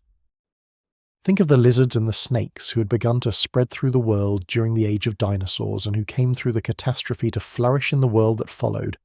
Think of the amphibians, the frogs and the salamanders, ancient creatures whose lineages reach back even before the dinosaurs, and who endured the catastrophe to carry on in the rivers and the ponds and the damp forests of the New World. Think of the fish in the seas and the rivers and the lakes who suffered terribly in the catastrophe, as all life did, but who came through in their many kinds to fill the waters of the world once more. Think of the countless small creatures of the soil and the undergrowth, the insects and the worms and all the tiny life that holds the living world together, much of which endured the dark to carry on. The catastrophe was terrible, the worst the world had seen since the Great Dying. But it did not empty the world. It thinned it, and it changed it, and it swept away the great and the specialized and the vulnerable. But threads of life ran on through it everywhere, in the water and the soil and the air, ancient lineages enduring the dark, patient survivors carrying the old world forward into the new. There is something deeply reassuring in this, in remembering all the survivors, all the threads of life that ran unbroken through even the deepest catastrophe. For it tells us that life, as a whole, is far more resilient than any single creature, far harder to break than even the greatest catastrophe can manage.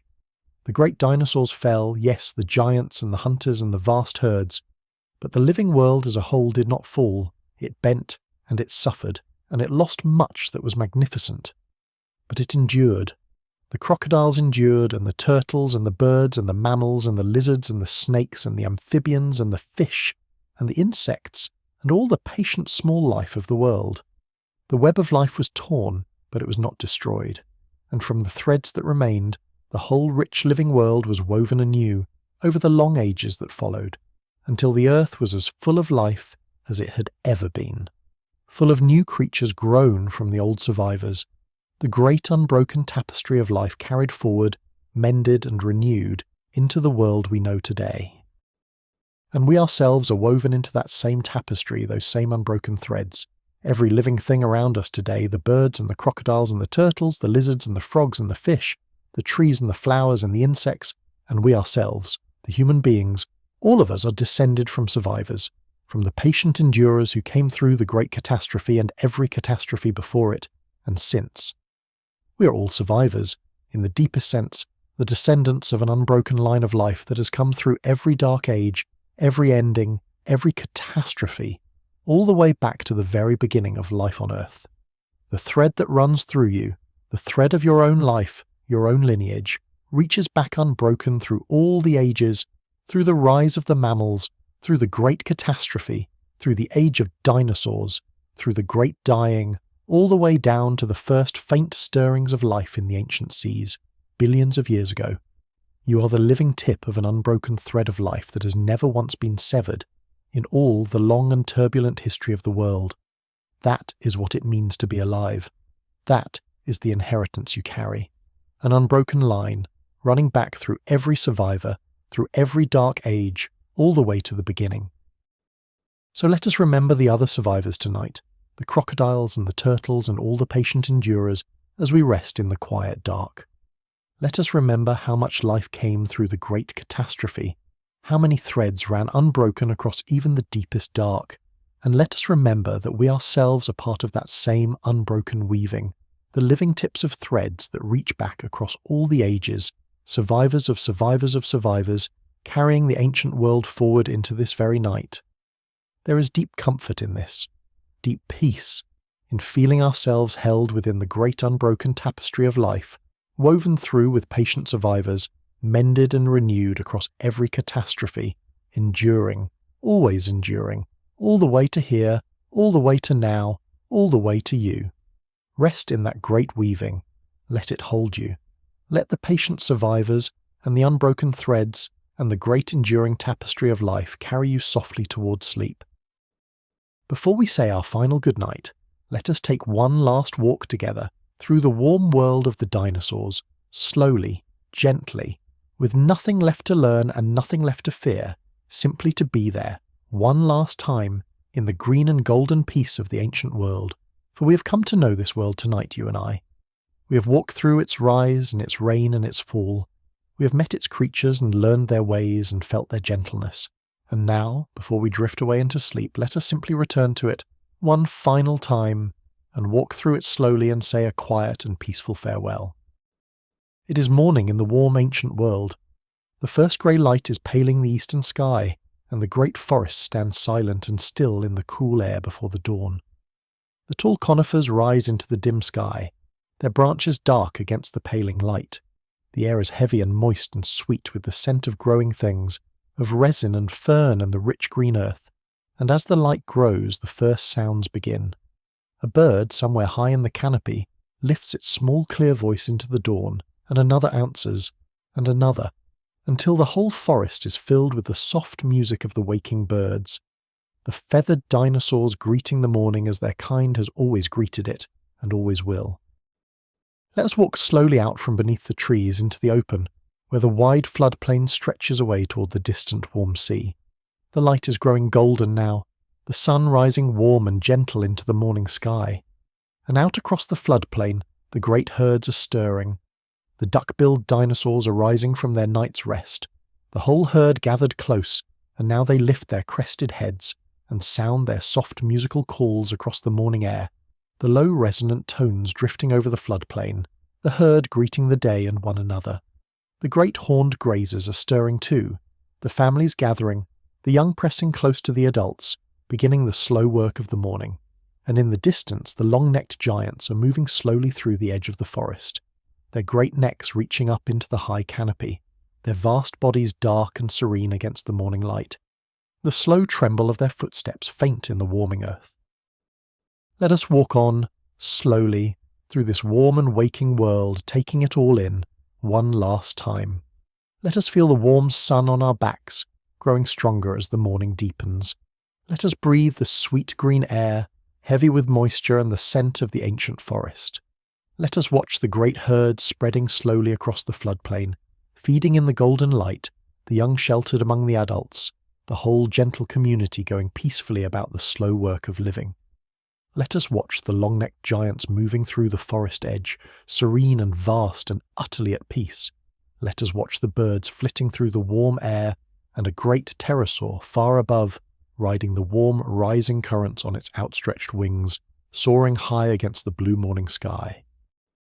There is no danger here in this last walk. There is no fear, no sorrow, no ending. There is only the warm and gentle peace of the ancient world, in the golden light of an ordinary morning, the great kingdom of the dinosaurs going quietly about its life, as it did for 165 million years. The herds feeding on the floodplain, the giants moving through the forest, the birds singing in the trees, the pterosaurs soaring in the warm sky, the slow rivers winding toward the warm sea, the whole warm world turning gently in the golden light, full of life, full of peace, full of the slow quiet rhythm of an ordinary day in the long reign of the dinosaurs. Let us find a warm and sheltered place here at the edge of the forest, where we can rest and watch the warm world go by. Let us settle into the soft green vegetation, in the warm dappled light beneath the trees, and simply be here, in the peace of the ancient world, with nothing to do and nowhere to go and nothing to fear. The warm sun is gentle on the land. The soft calls of the herds drift across the floodplain. The birds sing in the canopy above us. The great giants move slowly through the forest, and the whole warm world breathes around us, slow and gentle and at peace, holding us softly in its green and golden embrace. This is where we will stay, you and I, as we drift away into sleep, here, in this warm and sheltered place, at the edge of the ancient forest, in the golden light of an ordinary morning in the dinosaur world. We will rest here, in the warm green peace, and watch the gentle giants move through the trees, and listen to the soft songs of the birds, and feel the warm sun on the land, and breathe the sweet green air, until our eyes grow heavy and our breathing slows and we drift, softly, gently, down into sleep. The warm world will hold us. The gentle giants will watch over us. The birds will sing us down into rest, and we will sleep deeply and peacefully here in the warm heart of the ancient world, safe and held and at peace in the long golden morning of the dinosaurs. For the warm world is always here, waiting in the deep places of the mind whenever we need it. The gentle giants are always moving through the ancient forest. The herds are always feeding on the golden floodplain. The birds are always singing in the warm trees. The ancient world is always turning gently, peacefully in the golden light, ready to receive us, ready to hold us, ready to carry us softly down into sleep whenever we close our eyes and return to it. And tonight we return to it one last time, and we rest in its warm green peace, and we let it carry us gently, gently, down into the deep and dreamless rest that waits for us now. Rest now in the warm world of the dinosaurs. The gentle giants are near, the birds are singing, the warm sun is on the land, and there is nothing left to do in this last quiet hour but rest and breathe, and let the warm ancient world carry you softly, peacefully, all the way down into sleep. As our long night together comes gently to its close, let us pause in these last quiet moments to gather up what the dinosaurs leave us, what we carry away from their long and tragic and beautiful story. For we have walked the whole road tonight, from the wounded world before they came, through their patient rise and their golden reign, to their tragic fall, and on through the recovery and the renewal and the survival of their feathered kin. And a story walked all the way through, with care and with love, always leaves something behind, some gift, some quiet wisdom, that we carry with us when the telling is done. The first gift the dinosaurs leave us is wonder, simple, pure wonder at the sheer richness and variety and grandeur of life. For the dinosaurs were wonderful, in the truest sense of that word, full of wonder, creatures so vast and so various and so strange that they stretch the imagination to its limits. The towering long necks, the largest creatures ever to walk the earth, the great tyrant king, the mightiest of land predators, the horned and the plated and the armoured and the crested, each one a marvel of form, the feathered hunters in their bright plumage, the soaring pterosaurs on their vast wings, the graceful swimmers in the warm seas. To contemplate the dinosaurs is to be filled with wonder at the astonishing creativity of life, at the endless forms it takes, at the grandeur and the strangeness and the beauty of the living world, past and present. And wonder is a gift worth carrying, for it lifts us out of the small and the ordinary and reminds us that we live in a world of marvels, a world far richer and stranger and more beautiful than we usually pause to see. The second gift the dinosaurs leave us is perspective, the great gift of deep time. For to know the dinosaurs is to know how vast time is, how long the world has existed, how brief our own moment is within it. The dinosaurs ruled for 165 million years, and then they fell, and the world went on, and we arose, only an instant ago, in the last few seconds of the great year. To hold this perspective is to soften the small anxieties of our brief moment, to set our worries and our hurries gently in their proper place, to feel ourselves held within something so much larger and slower and more enduring than ourselves. There is deep peace in this perspective, the peace of knowing that we are a small bright moment in a vast unfolding, that much has come before us and much will come after, that the great slow turning of the world holds us gently, as it has held all things, and carries us softly through our brief and precious time. The dinosaurs give us the long view, the deep view, and in the long view our troubles soften, and our spirits quiet, and we find a kind of peace. The third gift the dinosaurs leave us is the deepest of all, and it is the gift of hope, of trust in the great resilience of life. For the story of the dinosaurs is, in the end, not a story of final endings, but a story of survival and continuity and renewal. The great dinosaurs fell in a catastrophe beyond imagining, and yet the line did not break.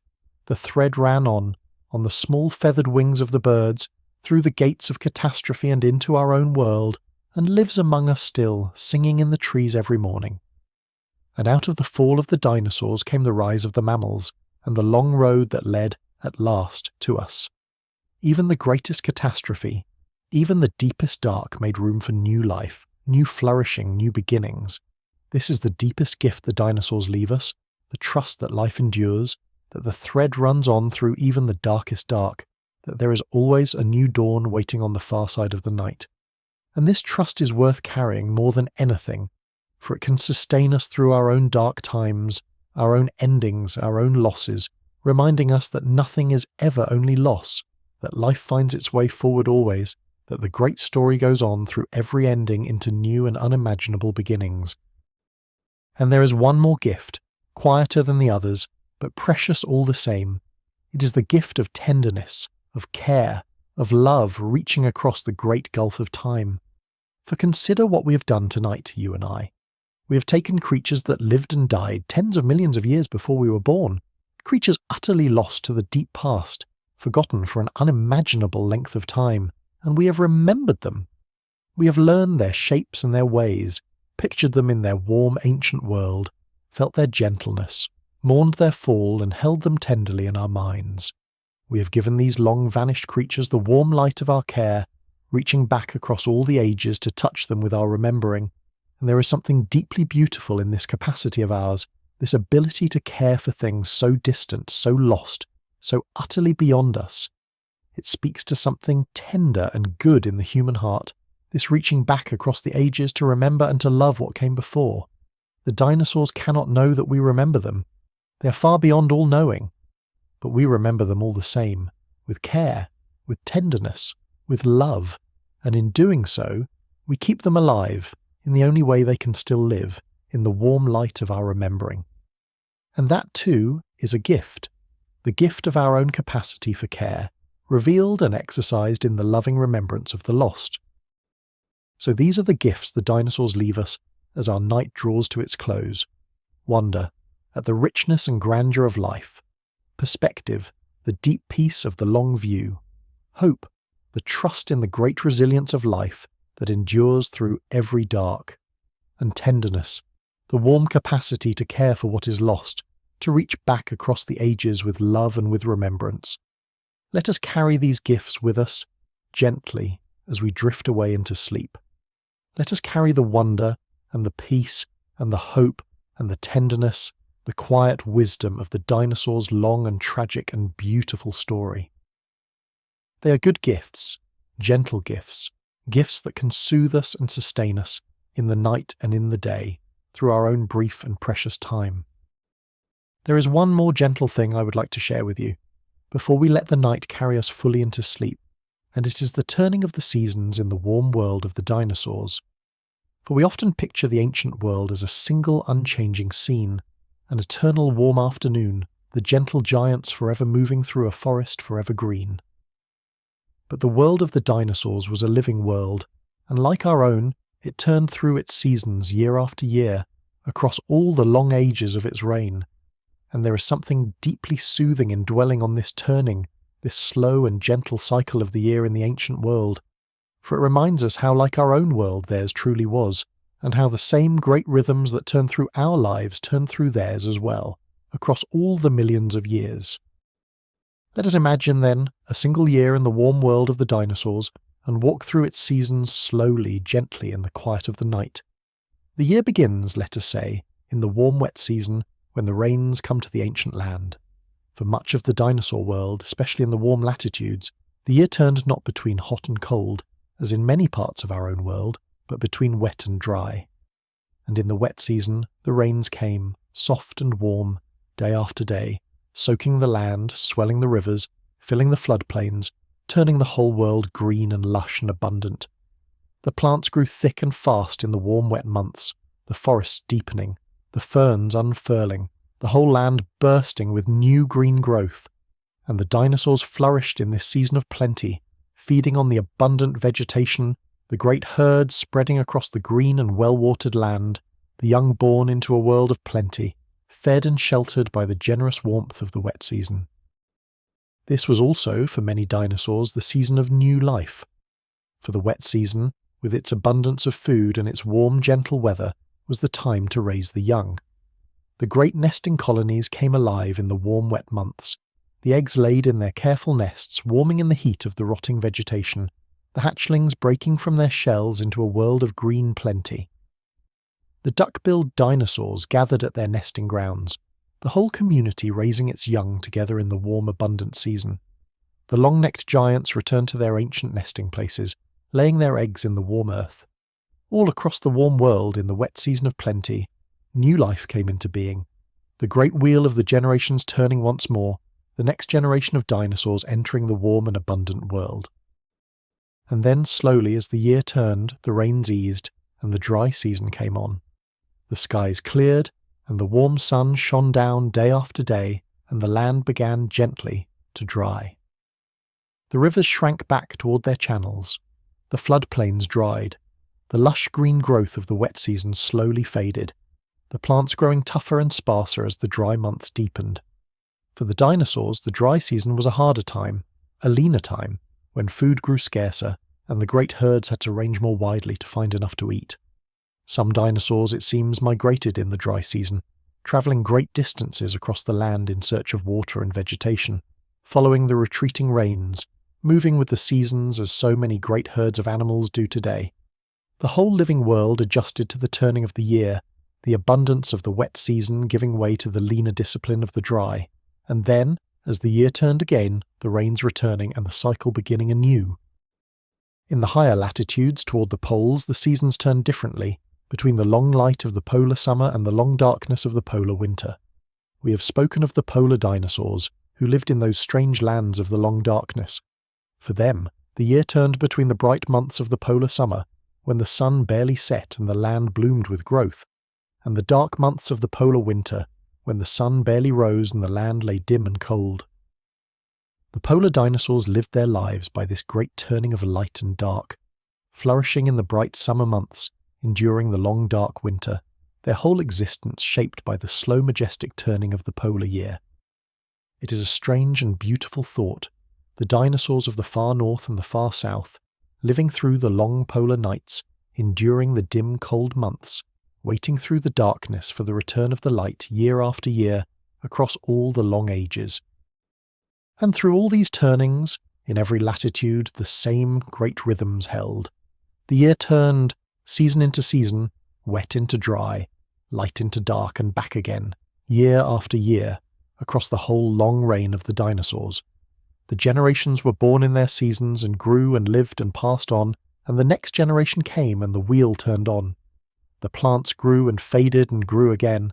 The herds gathered and dispersed and gathered again. The whole living world breathed in and out with the turning of the year, the slow, gentle rhythm of the seasons, the great cycle of growth and rest and renewal, turning and turning across the ages, as it turns still in our own world today.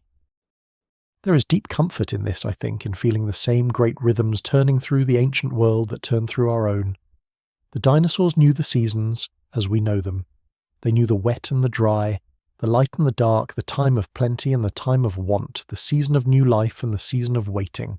The same great wheel that turns through our years turned through theirs, across all the millions of years of their reign. And it turns still, the same wheel, the same seasons, the same slow, gentle rhythm of growth and rest and renewal, in our own world, in this very year, in the turning of the seasons outside your window. We are part of the same great turning that the dinosaurs were part of, the same ancient rhythm, the same slow breathing of the living world. And there is peace in that, deep peace, in feeling ourselves held within the same great cycle that has turned through all the ages, the gentle turning of the seasons, the slow breathing of the world, carrying us as it carried the dinosaurs gently through our days and our years and our lives. So let the turning of the seasons soothe you now as you drift towards sleep. Feel the warm, wet season of plenty, the green and abundant world, the new life coming into being. Feel the warm, dry season, the clear skies and the ranging herds. Feel the long turning of the polar year, the bright summer and the dim, enduring winter. Feel the great wheel turning, season into season, year into year, across all the long ages of the dinosaur world, and turning still, the same wheel, in our own world today. And feel yourself held within that great turning, that slow, gentle rhythm of the living world, carried softly through the seasons of your own life, as the dinosaurs were carried through theirs. Rest in the turning of the seasons. Let the great slow rhythm of the world hold you and soothe you, and carry you gently down towards sleep. And now, as our long night draws truly toward its close, let us gather up one final time the great quiet inheritance that the dinosaurs have left to the world, the long shadow they cast across all the ages that came after, even into our own day. For the dinosaurs did not simply vanish and leave nothing behind. They shaped the world that followed them in countless ways, large and small, and we live even now in a world that the dinosaurs helped to make. To understand this is to feel how deeply connected our own world is to theirs, how the ancient past reaches forward, quietly, to touch the present, in ways we seldom pause to see. Consider the birds, first of all the living dinosaurs, who fill our world with song and flight. Every bird is a piece of the dinosaur inheritance, a living fragment of the ancient world carried forward into our own. But the inheritance runs deeper than the birds alone.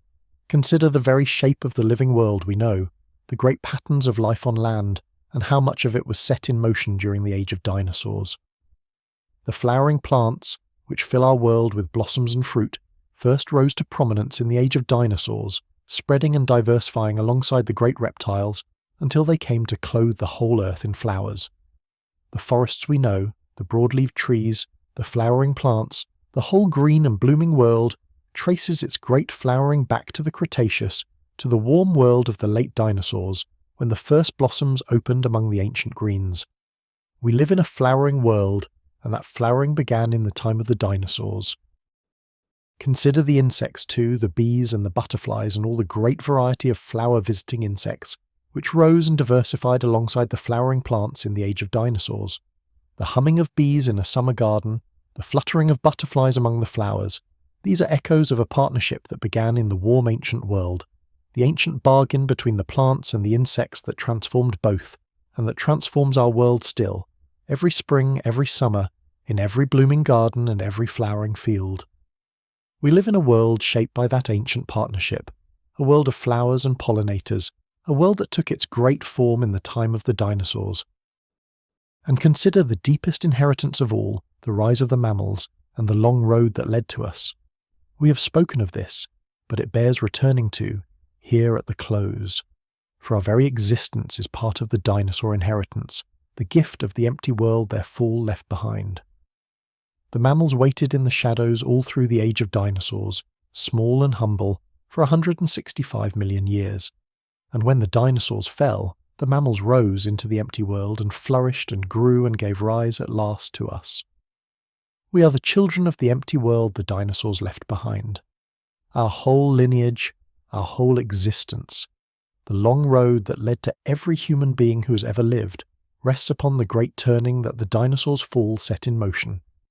In the deepest sense, we owe our existence to the dinosaurs, to their long reign that held the mammals in the shadows, and to their fall that set the mammals free.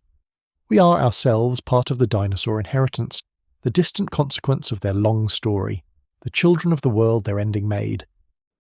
So we live, even now, in a world the dinosaurs helped to make. The birds singing in the trees are living dinosaurs. The flowers blooming in the fields began their great flowering in the age of dinosaurs. The bees and the butterflies are part of an ancient partnership born in the warm ancient world, and we ourselves, the human beings, are the distant children of the empty world the dinosaurs left behind. The ancient past is not so distant as it seems. It reaches forward, quietly, into our own day, in the song of a bird, the bloom of a flower, the hum of a bee, the very fact of our own existence. The dinosaurs are woven into the fabric of our world, into the deep structure of the living earth, in ways we seldom see but that surround us always. We live in their long shadow, in the world their long story shaped, the quiet inheritors of an age beyond imagining.